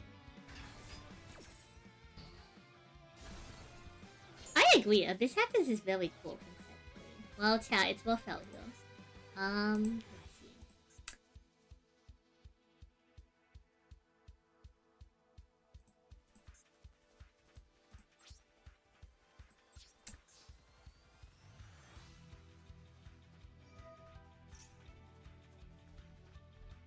I guess we can see if we can do like the... Well, they have the double one, you know? I was going to say we could try to do like the Abyss Actors Liberty thing, but... Unfortunately, I don't think the effect is going to go through. Another weird pendulum ruling is because summoning a monster isn't activating a card. Pen scales legally... But a pen scale is legally activating a spell card. It is technically putting a card into the spell in trap. I didn't really consider it too much. Hello, with you. True, where is the Abyss Actors support chat? Konami is afraid. They really are afraid. Chat, what is your opinion on the current trend of how support is being pushed out on paper? So, like, if y'all remember, or if y'all haven't seen, they are adding like 10 new cards of support for Invo, which is like a lot more support than I feel like they've done in the past. I feel like now Konami is like taking all the archetypes and like really pushing a lot of support out in like bigger packages than like single cards. Like, we're talking like 5 to 10 cards for like each archetype. You just want your Unchained support? You have you, Bell. You have you, Bell, and you have Fiendsmith. Just take it or leave it. Unfortunately, Liberty's not gonna go off.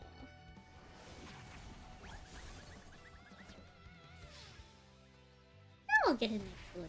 We'll get a next sword. fun thing about Abyss Actors and why you see me play it so much in events is Abyss Actors is actually pretty good going first or second. It really depends on the hand.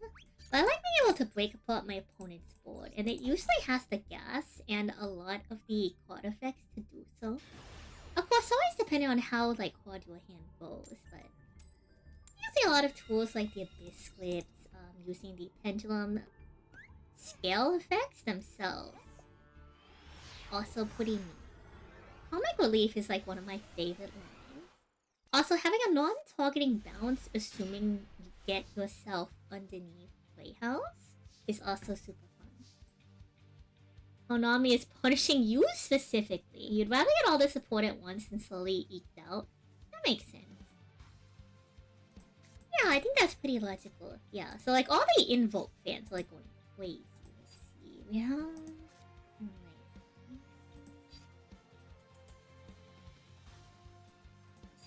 We can always get a line to Wild Hope, so I think we can grab...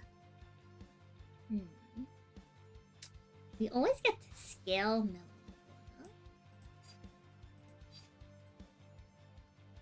It wouldn't hurt to actually get Melon Madonna out here, actually, because if we can add an Abyss Squib,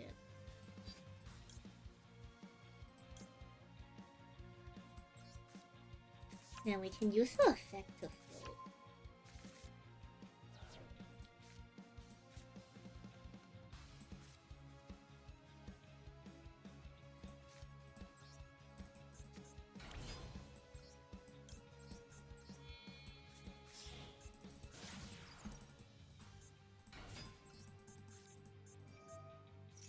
We're gonna try to use Hyper Directed here. Load out Madonna. Scale into our Wild Hope.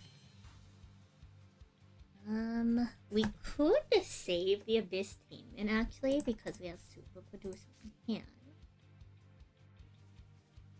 And we can Pendulum her back. So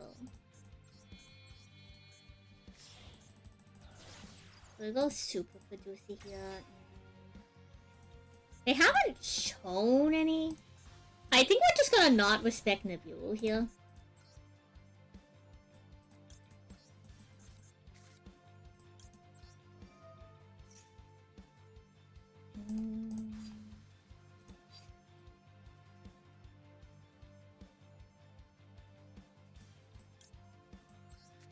Having Liberty as our scale would be nice.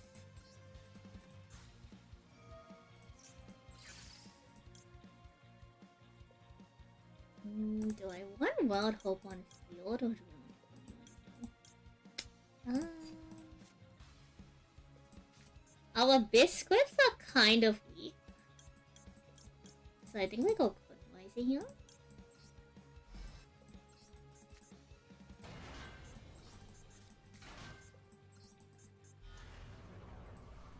So that we can keep opening for the next one.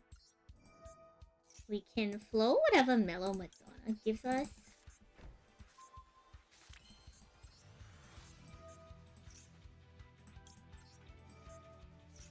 Or we can choose to...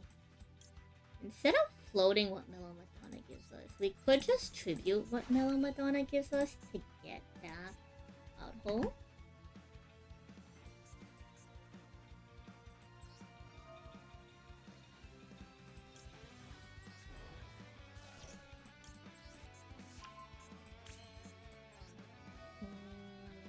Now the question is, do we leave Quinwiser? Maybe we play Greedy. Maybe we play Greedy.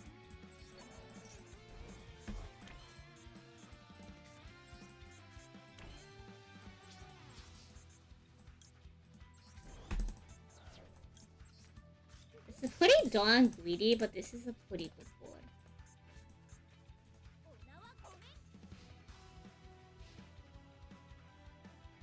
I think they learned a good lesson from Master when they delayed the schedule to give a deck full power.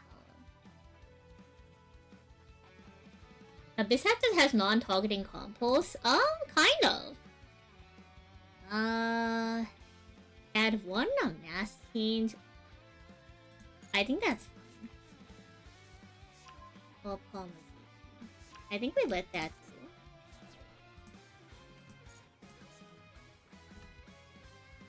Before the end of the main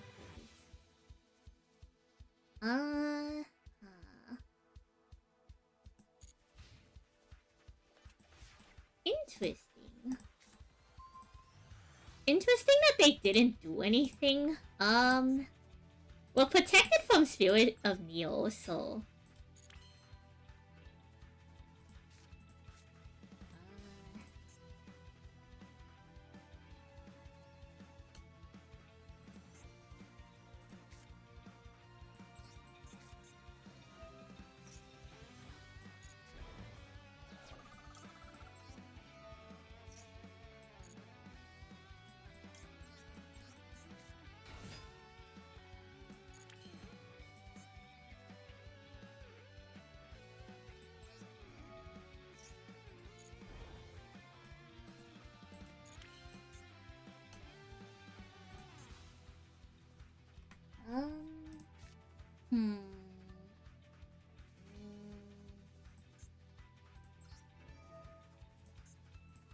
I think we pop Liberty here to put up Fantastic Beetle.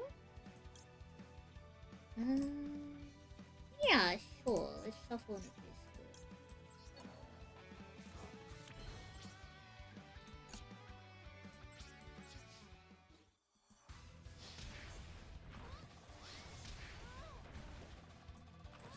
Huh, I guess I just hard break Chaz. What hell, yo? Hero play, you're a hero play. You aren't very smart. You doubt they realize it won't resolve, I suppose. I'm really impressed that they didn't do anything after adding polymerization to hand. I suppose, like, if you're a break, you can't do anything. But I was really expecting them to, like, crumble off.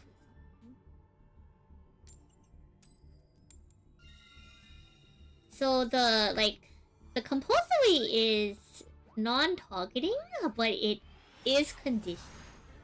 It requires your opponent to destroy the Abyss Glyph while it's face down. So it's not like a 100... Why do we have 2 Ash Bloods?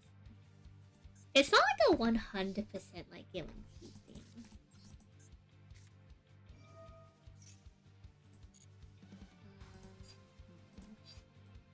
We want to put in Y, or do we want to...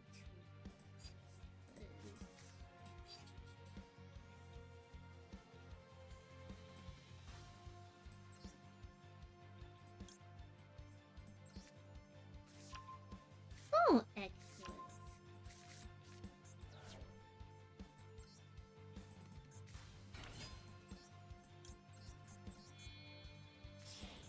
We'll go excellence and we'll try to scale up now.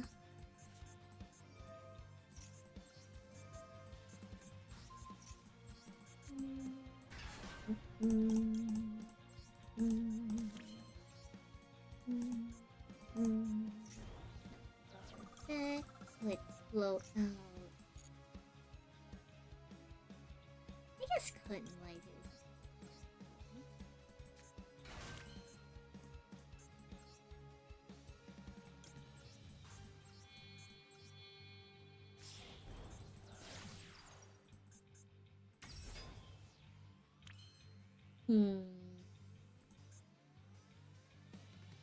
I might have to try to respect Nagoo. I don't particularly want to, but we might need to respect it. Which is fine.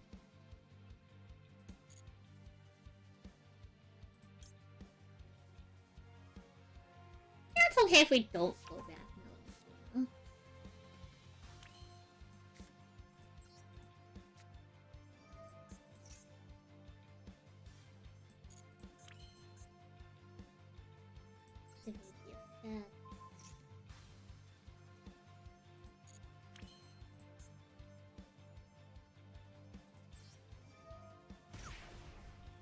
Then we'll go ahead and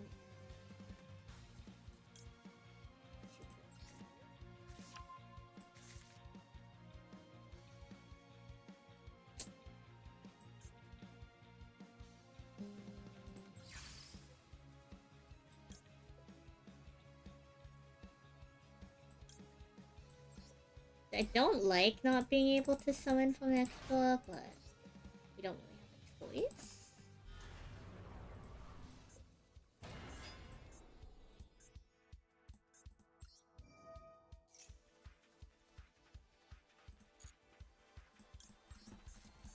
Yeah, we can set the one that bounces. And then wait, I suppose.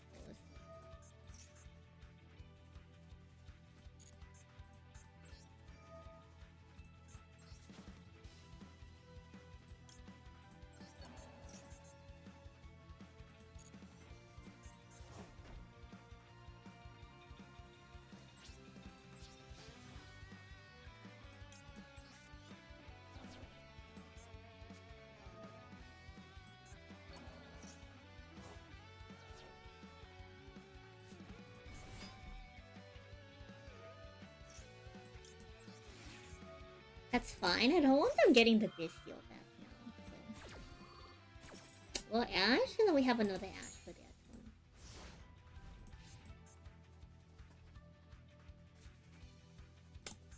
I wasn't expecting the Bestial, but that's fine. Wenju Temple. What kind of sick twisted duelist? Oh,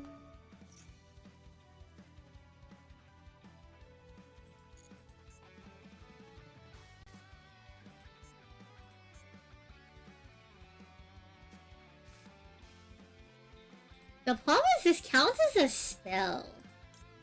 So Super Producer doesn't even directly interact with it, but I guess we can change just to see. For the science! For the science chat.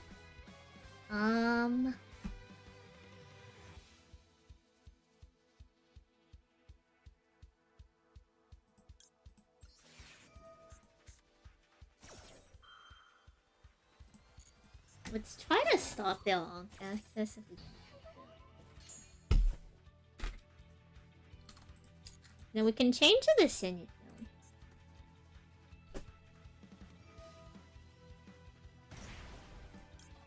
And now we do this for the science. We find out if we can stop the effect of adding the Millennium Monster. I don't think we can stop it, because right now it's functionally still a spell pod.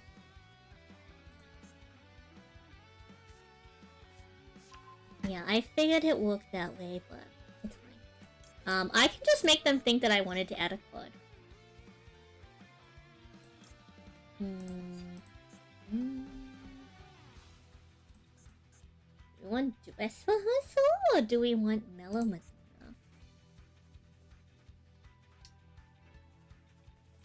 Here we go, Dress Rehearsal. Which kind of sucks into Exodia, but we should be able to bounce Exodia.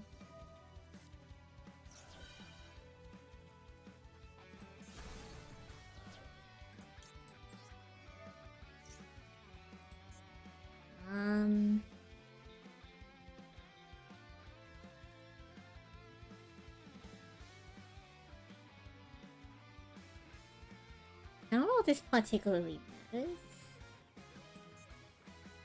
Playhouse. Wenju Temple doesn't do anything. I don't want to give them back Magma. I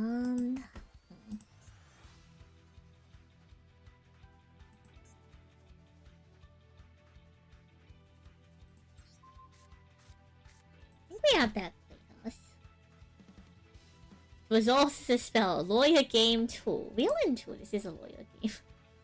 For the science chat, for the science. I'm so happy that Macedor has like all of this automation, you know.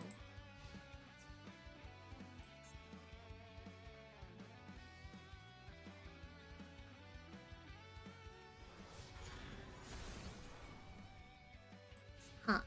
Interesting. I'm surprised that they didn't have a line to the Exodia stuff. I suppose we take those. I think we should be able to win now from here. I don't think they have anything that can stop us,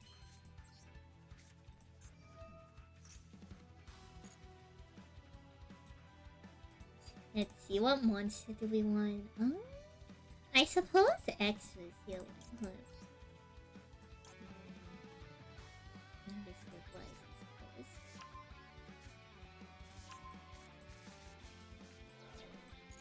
And we can push up Playhouse. Playhouse is gonna grab us another biscuit. They only have 4,000, so like I think if we pop Magnemite, it should be fine.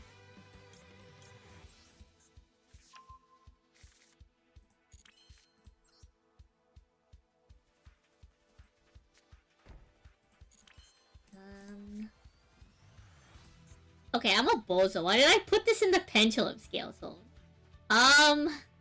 We can fix this. Yeah, we can fix this.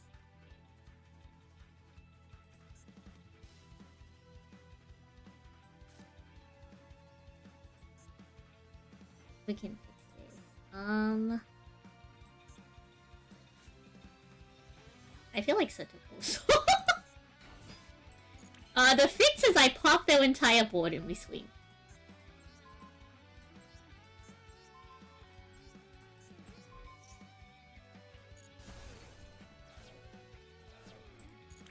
The fix is it never mattered in the first place. Macedor will always be behind. I think it's okay if Macedor isn't like one-to-one with the TCG. They're completely different formats. TCG has Papa Siding and Best of 3, whereas Macedor is like a Best of 1. So I think it having like completely unique, you know. I think it having like completely unique, what's the word? Completely like a completely unique format is warranted, considering, you know. Considering like the vast differences in like paper play versus like online digital play. The fix killing him. That's right, chat. So many people, chat, will lose games because they'll forget that like you can win the duel by reducing their life points to 0. The least wiki Millennium hand will win too. What's with this double Ash Blossom, chat? How many Ash Blossoms are we running? We're running 3. Our opponent's name is Sorry.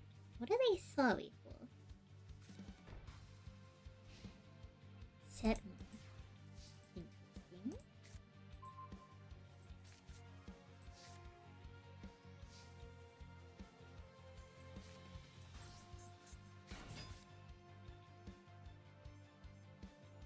Eldritch Stun, perhaps? I mean, if we destroy the card, as long as it doesn't negate the summon, we're chilling.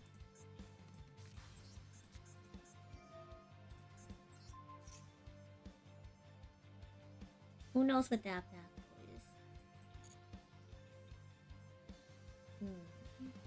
is?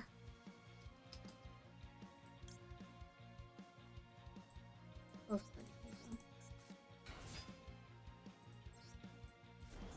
or destroy it, chat. The option was also to destroy it. Also, we're turn 2, so as long as we find like a real line to lethal.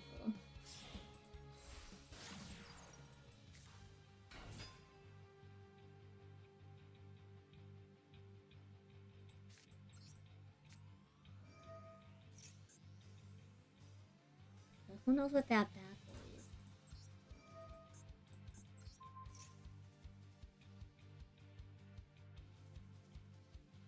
Eldritch Sleeve, Zombie, Icon. It could be anything, chat. It could be literally anything.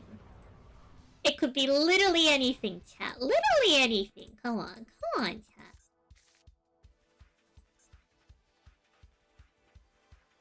Literally.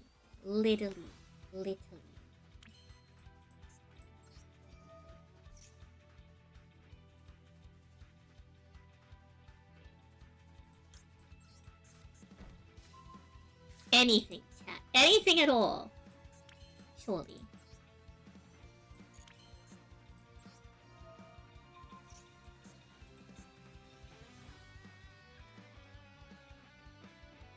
How many summons have we done? 1, 2, 3, 4. We're almost on 5. We should be fine. We'll toggle on just in case. Should be.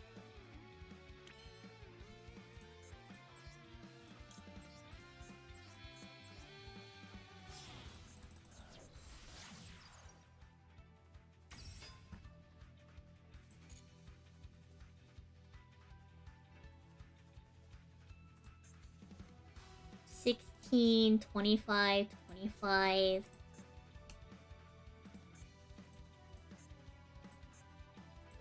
Yeah, this should be good. We should have enough of these now. Between both copies of Superstar and Super Producer.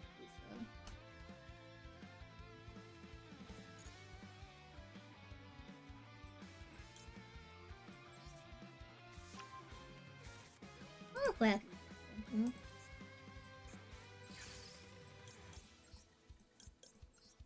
We'll just summon our entire hand. Yeah, why not? Summon the entire hand. Surely, nothing could go wrong. Surely.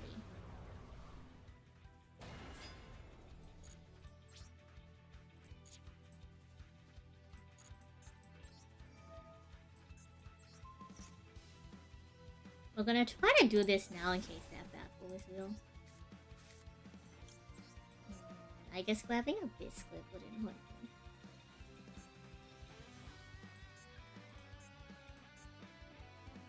me. I mean, vessel is I'll have a type of weird dual noodles? How cute!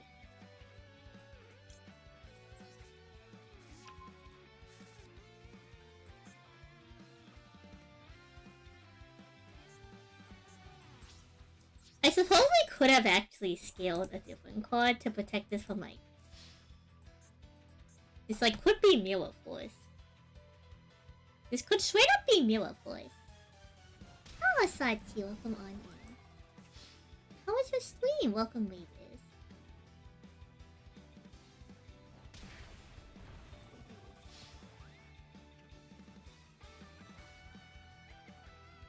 If it's Mirror Force, I deserve to lose. It's Droplet.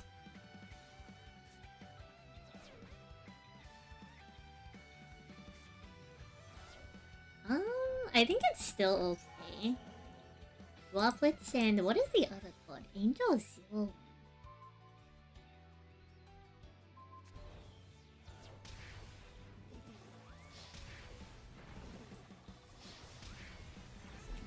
Off by 50. Let's see.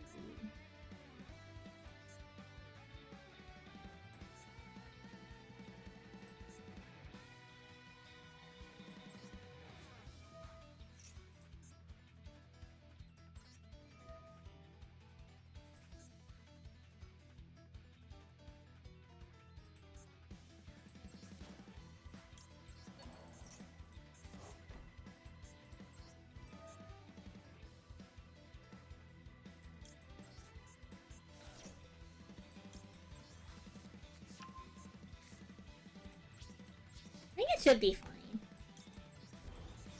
We are under Playhouse with the bounce, and we have 2 air slots though. Can you check the deck after this? You have to know. We can check the deck. Do they allow you to check the deck in this event? But I hope we had a good stream, Sachi. What were y'all up to? Were y'all event dueling as well?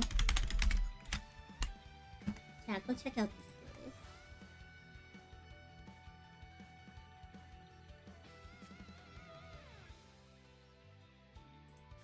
Special summon this card! Ah, okay, so it was Dark Magician. Clearly it was Dark Magician.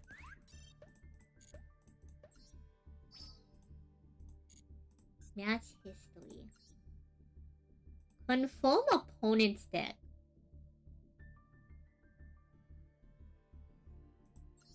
What in the Ava Max? Ah, okay, I see. I understand what they were trying to do. They were booked out their mind. What do you mean, what is this? This is the Egyptian god slime. With Obelisk the Tormentor. Chat, this is the kid. And they have the Lord of the Heavenly Prison. It's what the kids call stun. This is definitely a deck of all time. Hello, what's up? You got a lot of gems? That's spectacular news. Yeah, they have the one of Monster Reborn. I also have a Royal Foolish. Mound of the Creator. We'll never know what their hand was, chat. We'll never know. Chat, we're getting such few points. Chat, to do the mission properly, we need like, what is it? 1,500 points. How many duels have we played, chat? Why are we getting so little points?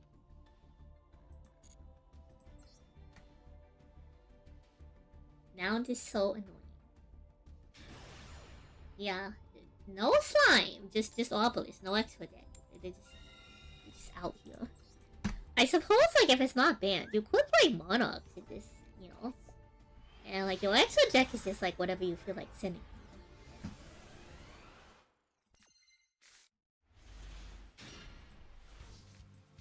Why do we have the hand traps when we can't use them? Hello.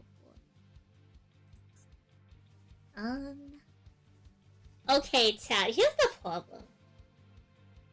If they have any interaction, we get no board. So there's a world where we unironically might just pass on the Fuwalos, but then that might also just lose us the game. Do we think that between DD Crow and Ash Blossom, that Fuwa can win us the game? Potentially they're on Dragon King. Or do we attempt to make an actual board? Which, like, our board is going to be kind of weak. Fuck it, they don't have it. Goodness me. Surely they don't have it, surely. Chat, they have something. Chat, they have something!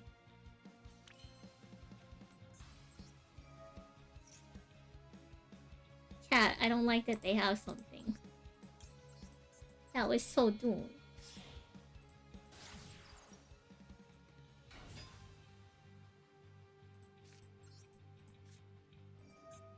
Yeah, we can't even actually, okay, we can technically still pendulum summon. This is the one hand where we still actually can properly do an extender, assuming they imperm Hyper Director. Is it good? No. Is it real? Kind of fake.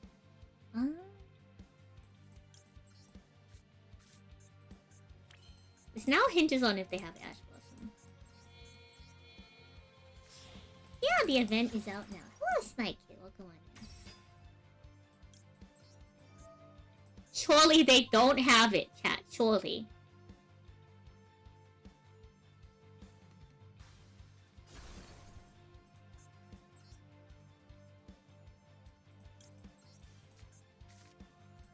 It's just that simple, Joey. Like summer apple pie.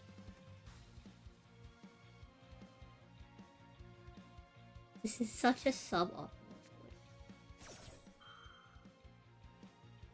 Yeah, that's fine. I'm a time traveler. True.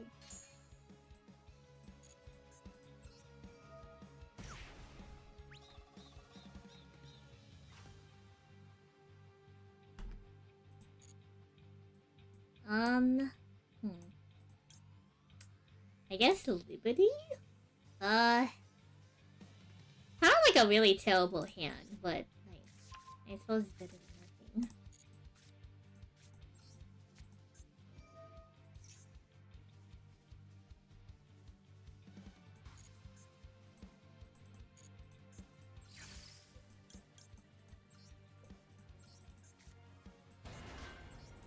We get one interact from our board with no proper, like, Abyss. No proper Abyss Actor interact. Like, we can stop one monster effect, but is that going to be enough? We'll find out. Why does Cole make the cut here and not other hand traps? I just think DD Cole is funny, and because we're playing Link monsters, a lot of single infusion decks use stuff from Grave. So I figured if we have DD Cole... Oh my god, chat! Sick Twisted Boys!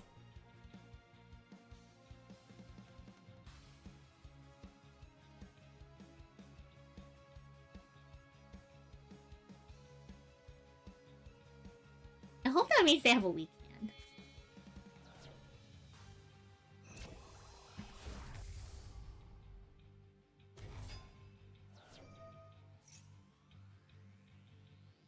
I think that's fine to send a Bestial to Wave, because we can just DD Quo it or something.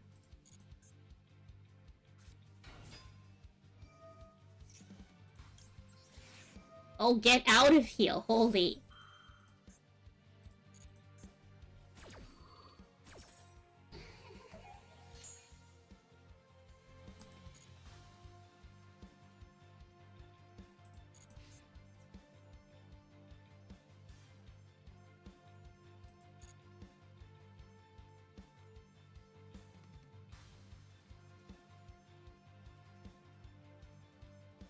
I'm telling you, DD Quo is actually relevant. Holy chat. DD Quo was so relevant here. I think we do want to do this. We'll discard 4.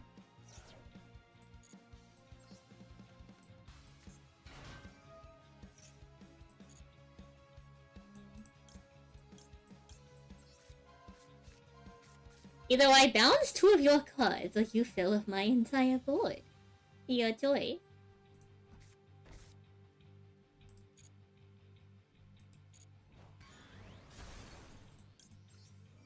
Now we'll grab a piece. The rest of this. We'll take 15, and then even if Liberty leaves the board, we still get the effect. I'm telling you, DD Quo is so real into branded chat.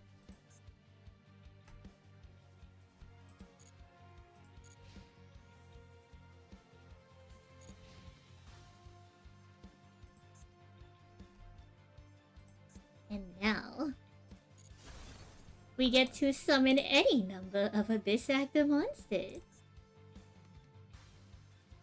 So let's say I have like Dominus Impulse here. What? Wait, I thought you already used Ash Blossom. Gosh dang it. Oh man. Yeah, they had 2 Ash Blossoms. Sick Twisted Duelist. Should be fine either way. Ooh, Quentin Liza. Spectacular. Don't mind if I do.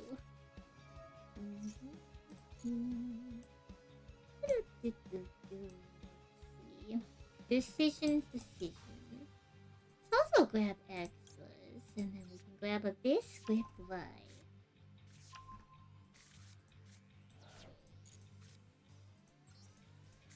So the fun thing about Abyss Actors is from an empty board you really can do a lot. So we're gonna get Cotton Riser into play. We are going to go ahead and get extras into play, and then we're just going to pop their board.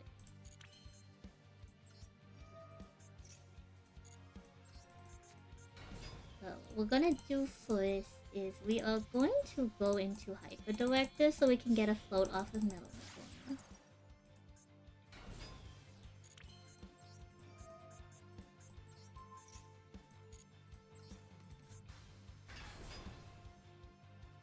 While this card is in the graveyard. Okay, question. If I pop Garura and Alabo at the same time,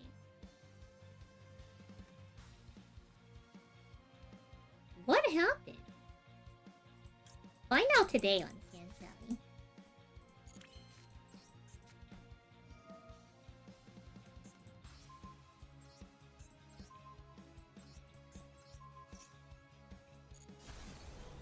Papa? Do we want to shuffle? I think we will choose not to shuffle, but what I can do is I can actually chain block off of the shuffle. Alabo will not activate. Alright. Spectacular, spectacular. Day 12 one card. Day for Wallows. And I think I'm fine with that. Ah! Hello, welcome on in. Ah! That's not a deck you see every day. This is true, this is true. I have a great time with the disadvantages of those two. We could go...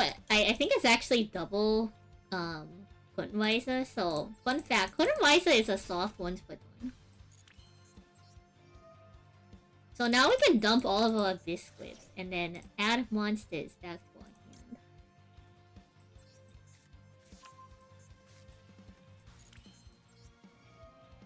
Hello, Josephine.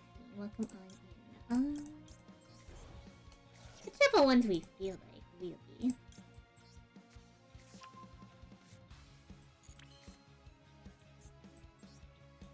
Go ahead and link this off. So we can maximize our pen zones.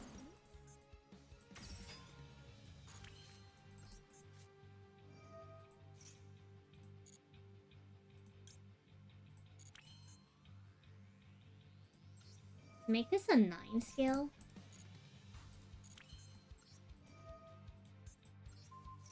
Then I'm going to establish fantastic data so that we don't have to worry about it.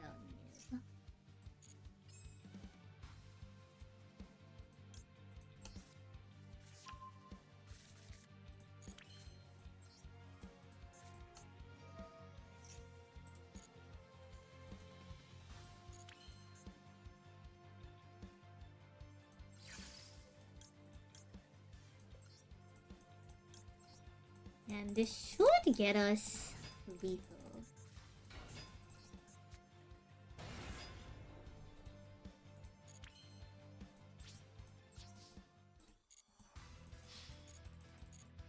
So don't know what they have, but we have DD. Now, I'm telling you, DD Crow truly want us to do it. I'm just attacking in Gore's order. Oh, we could run exact lethal off Miller Madonna. We missed the proper DM opportunity. Welcome to Twitch chat. Ah, booba. There we go. I'm telling you, chat, DD Crow would have held that down. If they had any other branded spell or trap in rotation, DD Crow cleared. DD Crow absolutely cleared that.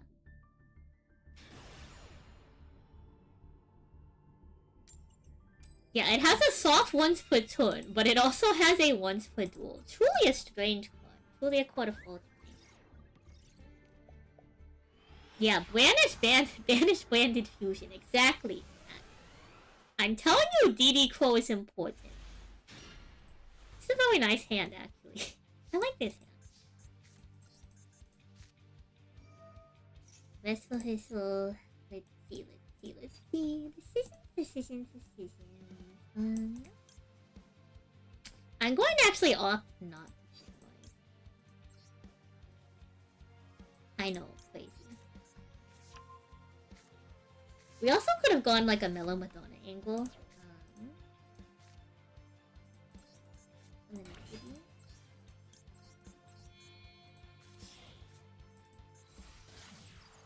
We should have kept Liberty in hand actually, because Liberty is our proper, like, one of our proper high scales.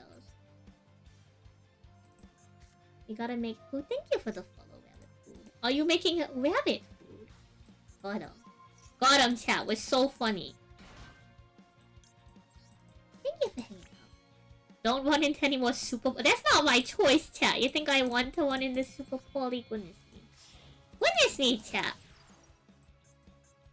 It's not a choice. It's a lifestyle. Surely they don't have Nabiru, chat. Surely they don't have Nabiru. We'll just disrespect them, chat.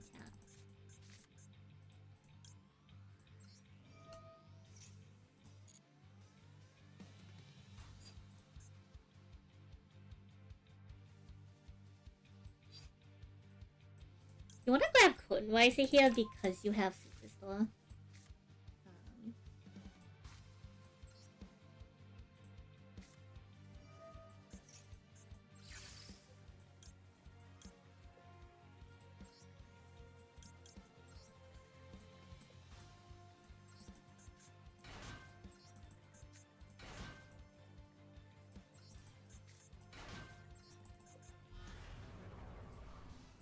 Technically, I have one of the more optimal ones to set.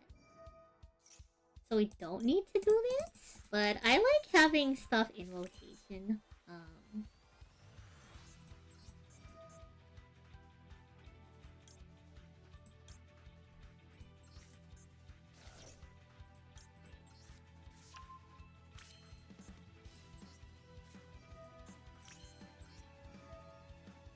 So we're going to tribute.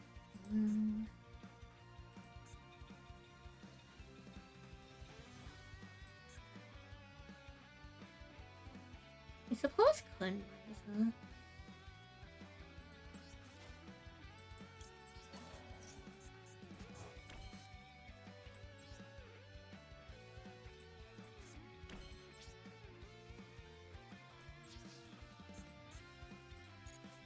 Yeah, we're gonna toggle.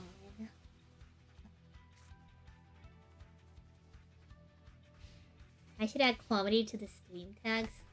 It's fine. You have to realize that I'm always a comedian, you know? Ooh, this is a hard one. I think we have to ask this. Like, if they open on the combo, they open on the combo. We draw 5 cards, chat. Surely drawing 5 cards will be smart. Surely. So, for those of y'all who, like, you know...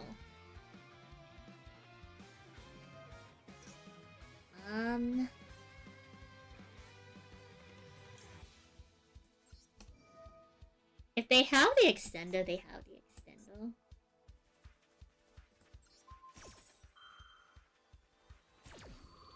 So if you are the Abyss Actors, like, if you're playing into the Abyss Actors, you always pick the draw 5 as the one to pop. Because you don't know what the other one is. That's crazy.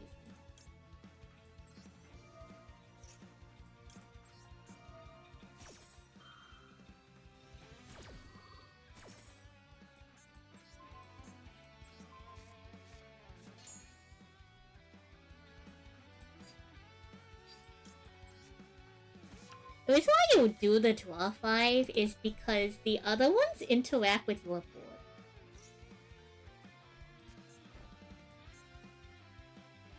Which is like, if you draw 5 cards, like, sure they can draw into hand traps.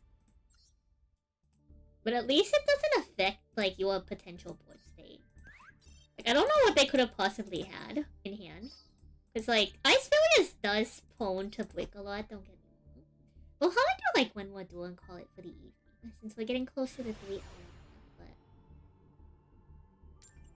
in my opinion, you give them the draw 5. I suppose it depends on the Abyss Actors player, because there are some that play a lot of hand traps, but I think you just give them the draw 5 regardless. Because it's a known quantity. This hand kind of sucks.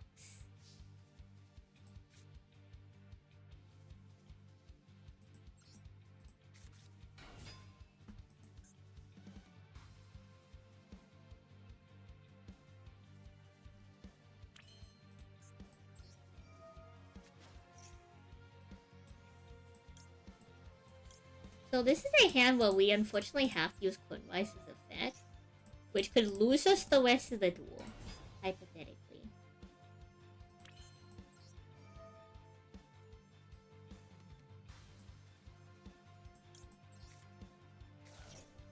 The other problem though is we don't have anything for like the Link 1 to interact with. So we baited out Impum here. But now we don't have anything to, like, do, if that makes sense. We really needed to be able to add the cooldown.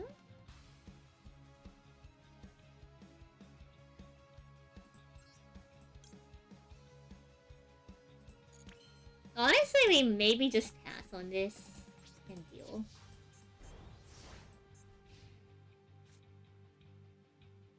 I was really hoping that they wouldn't interact with Abyss. Nice.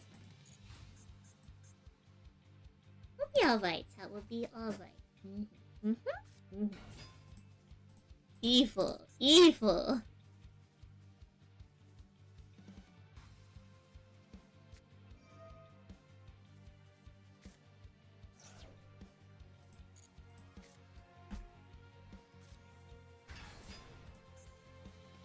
Yeah, like if they open on a chat, there's not much we can do if they open on the combo.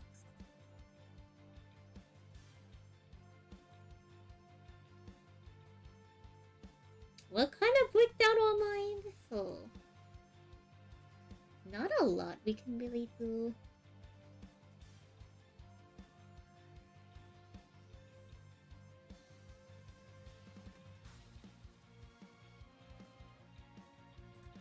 I think they're like looking at what's in their extra deck right now, so.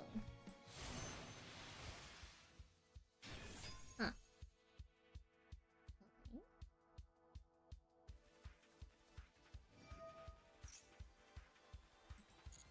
Sure.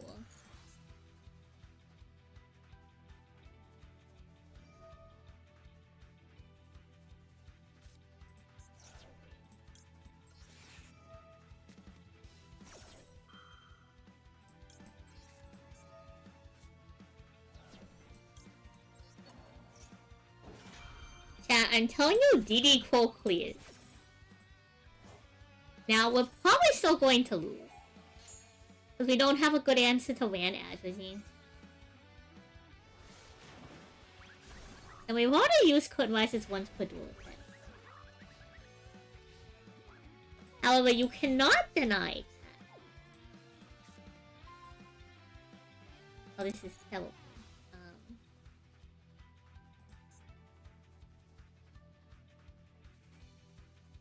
I suppose we just pass.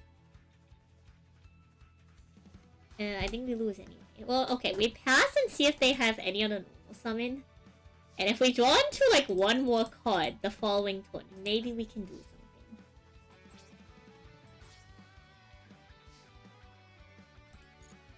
What does the kid say? Bricked out online right now.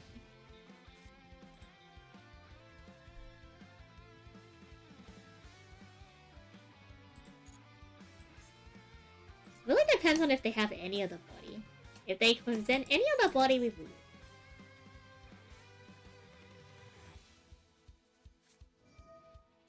Oh man. Alright, we lose. It was worth it. It was worth it twice. That was worth it twice.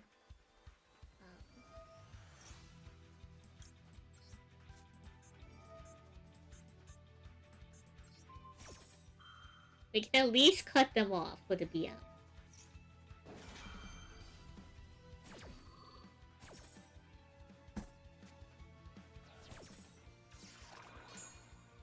Or at least make it so they have to like physically beat into doors.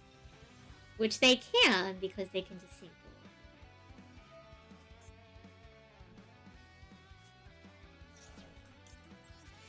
I'm gonna force you to sync. Oh, green was.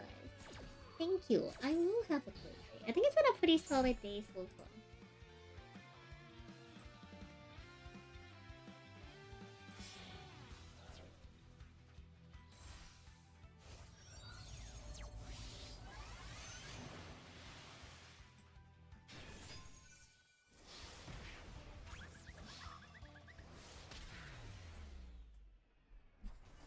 I'm just saying, DD Quo was so relevant.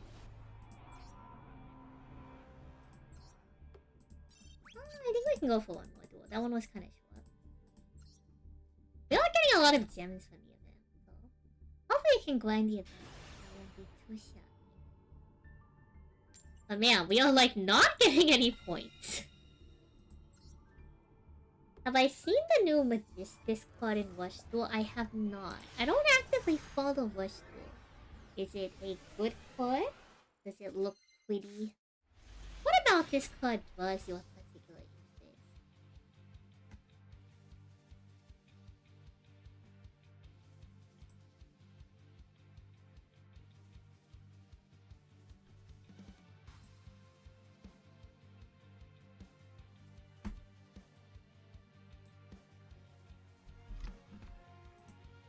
Yeah, I think after this duel I'm gonna wait. Okay, maybe not after this duel. Maybe after the next duel. Because that wasn't a real duel. That was just we take the W. Which I'm not, you know, I'm not opposed to taking W. Surely after this one. Surely after this one.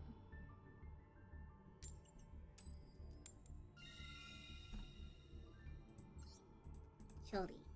Which chat you are now heading.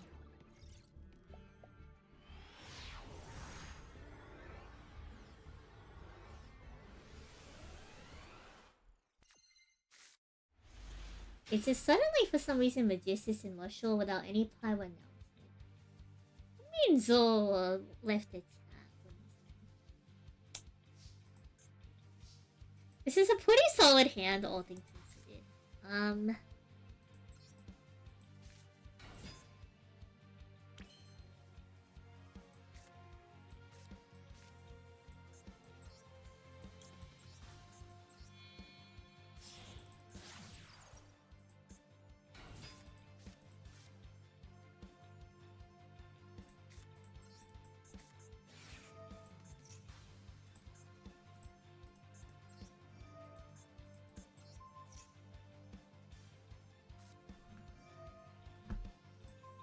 Oh, hello.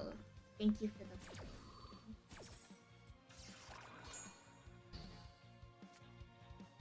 This was kind of a greedy line. We don't have an extender, unfortunately, because this is a 1 scale.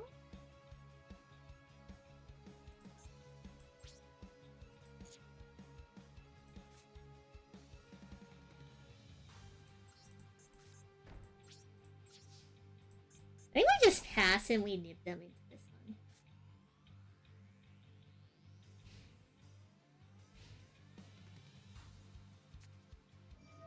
Reacting more like dueling. We were reacting earlier. Hello, Oslan. How are you?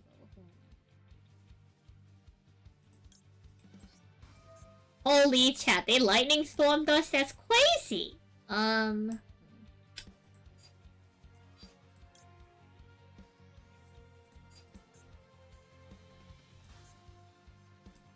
I think we aligned it quickly. Yeah, I like Abyss Actors actually. They're really neat. I like to play them during the events because like regular Abyss Actors. Unfortunately there's like a lot of gas to deal with. Okay, chat. If only we had DD Crow, chat. DD Crow is so real versus Branded. Surely they will combo off with Branded, and then we get to nib them. Surely. Surely they will combo off. Aha! Chat.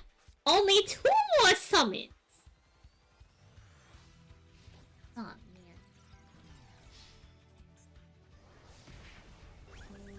Let's see. Open on dress rehearsal, probably grab extras, line up Kunweiser, try to go Kunweiser, bait out Mirror Jade. And then we'll use Comic Relief, swap Mirror Jade. I don't know what the back is, but it's gonna be up.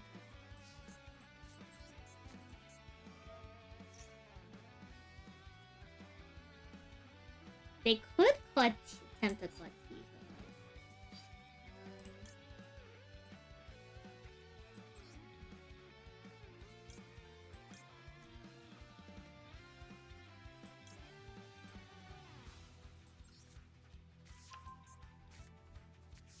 I think that's fine too, because like if they try to stop Comic Relief, we can just pop their board.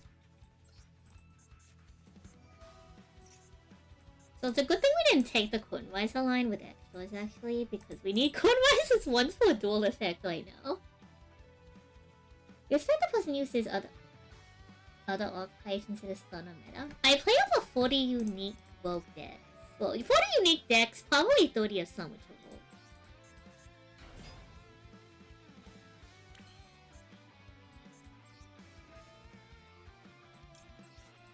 I'm gonna see if we can get them to a spawn.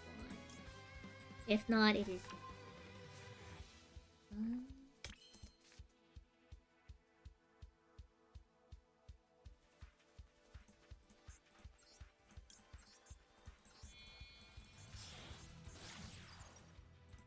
We're gonna see if we can scale up. This is a rough one. I think Superstar.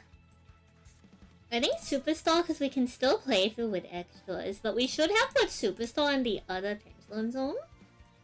Because now that's Impulse, we won't be able to use extras. Oh, interesting to do that.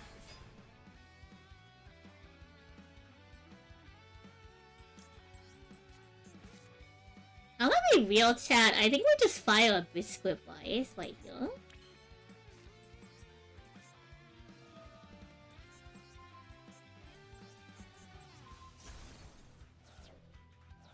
I don't know what their backbone is, but like, I think that's fine. We probably should have used extras before that actually, but it's okay. So,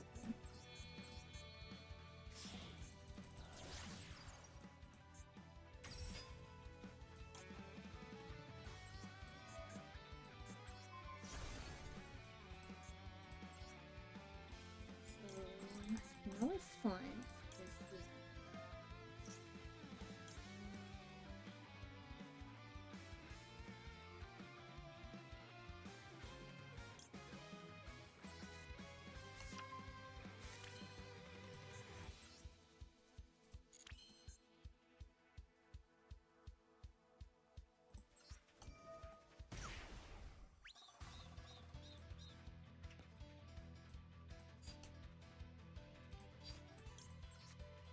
We have WinCon via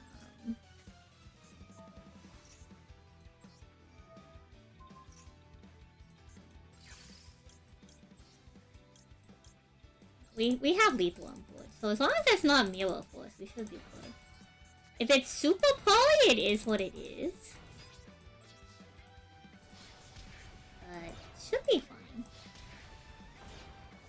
Abyssactus has a lot of Q lines. So like I can just ignore the Mirror Jade because we really don't care about the end of turn effect, because we're not making it to the end of the turn. We normally go for heroes. Interesting. I suppose before we head out for the evening, I can show off some of the decks that we have.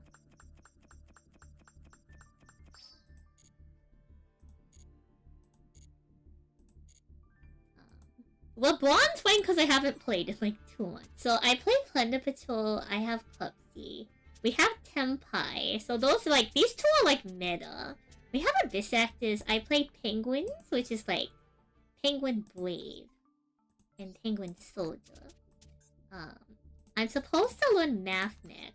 I know how to play Trap Twigs. I know how to play Altergeist. I know how to play Flightful. I play a Flightful Water Deck mix. Well, if my hand is Brick, I go Fluffle Penguin, summon Fluffle Dolphin, and I pass on Stealth Coggin. I have Moki Moki. I know how to play Marine Says. I also know how to play Atlanteans. I have an old Lureless deck. We have Utopia. Just straight up Utopia. This isn't Thunder Dragons. This is Red Dragon Art Queen. I know how to play Vendred and Maya Kashi. Maya Kashi is actually one of my like favorites. It's just a shame that the deck is so like linear. We know how to do some toxic stuff with Trickstars, which like if we wanted to update the list, Reincarnation is now at 3. I know how to play Salamangre. Super Quantums is really cute. I'm excited about the new support. So when we originally built this deck, we didn't have Black Layer. But they added Black Layer, so like I felt like updating the deck was cute. I really like Bunkin Sushi. My main deck that I'm known for is Tindangle. I'm probably one of the best Tindangle players in the world. There's probably top 10, but there's probably only 10 Tindangle players, so take that how you will. I like playing Ghost Rig. I learned how to play Pirelli from a Yu-Gi-Oh! River champion, our good friend, my goat, my horse, Mr. Raymond Young Dai. We have this silly deck where we go Terra King Salmon, and then we like hit them with the like Phantasm stun control. What is this one? We don't talk about this one. I know how to play Valmonica. It's the other pendulum deck that we have. I like playing Goatee, which we normally do this during a lot of the single events. Bullet Up is one of my favorite, like, little lureless variants. I know how to do Sapphire Surprise, which before they banned Appaloosa, this whole deck is Crystal Beast become the engine to make Sharag, link off Sharag to go into Apple and set Revolt, but it makes a line midway through the play to use Swingen's Kit as a bridge to go through the Sargus line, to set up branded cards to make Mirror Jade on our opponent's turn. I know how to do the entire 2023 Rika Sun Avalon combo. This is Hedgeling, one of my original decks. This is Rescue Hedgehog becomes the entire Dragonling combo. It plays around Apple Dragon, and it plays around 2 of the Rose Dragons to have 2 proper pairs for the effect of Rescue Hedgehog. And so when you make Pearl Dragon and you link it off of Romulus, you get to draw a card. And then when I play Ice Barrier, I haven't even updated Ice Barrier. This is like OG chat. Like, I'm playing Numbing Grub of the Ice Barrier. We don't even have lands here. We are not playing DDD. This is never happening. We are not playing DDD. Let me go on Dual Life.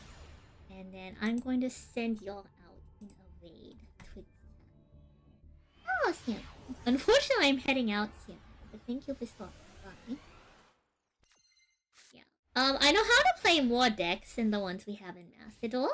I know how to play Shark Xyz. I know how to play Milky. I know how to play like a Lola Smoke Control. I know how to play a couple other stuff too. I'm a big fan of Thunder Patrol.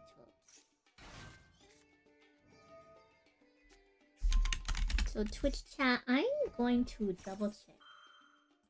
Gummy still, yeah. I'm gonna send y'all to Gummy. Wait. Let me think of a good raid message before we send you here.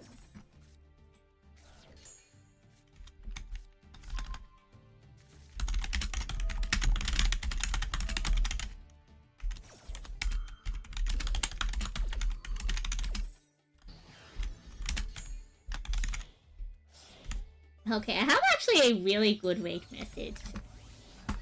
I think this one is kind of cute. Our raid message is good luck with the event duels. Hope your tunes aren't cool. So Twitch chat, send Gummy all my love. YouTube, thank you so much for hanging out. Appreciate y'all. We're definitely going to be grinding out the event, so expect a couple more Master Duel streams from us coming up on. It was a pleasure making all of your acquaintances this evening. I hope y'all enjoyed acting up in the abyss. I was having a lot of fun with Abyss Actors, actually. So we're probably gonna do Link with Abyss Actors. I am 50-50 on if we want to do Goatee or Red Dragon or Queen. Probably whichever one like feels easier based on restrictions. For Fusion, y'all know that I am privy to Fight Club, but sometimes we do like to try out the loners. So maybe we'll see what Art Mage is all about. No promises, no guarantees. I am a little curious though. It seems like a deck with a pretty high skill count. So, thank you for coming out. I hope y'all have a nice rest of your day, evening, wherever you are. I'll see y'all when I see you. Twitch Sengami all my love. Copy the way message if you'd like. Do take care of yourselves and just remember that you're all in my thoughts. $1. And raid. Bye bye Twitch chat. Thanks for coming out YouTube.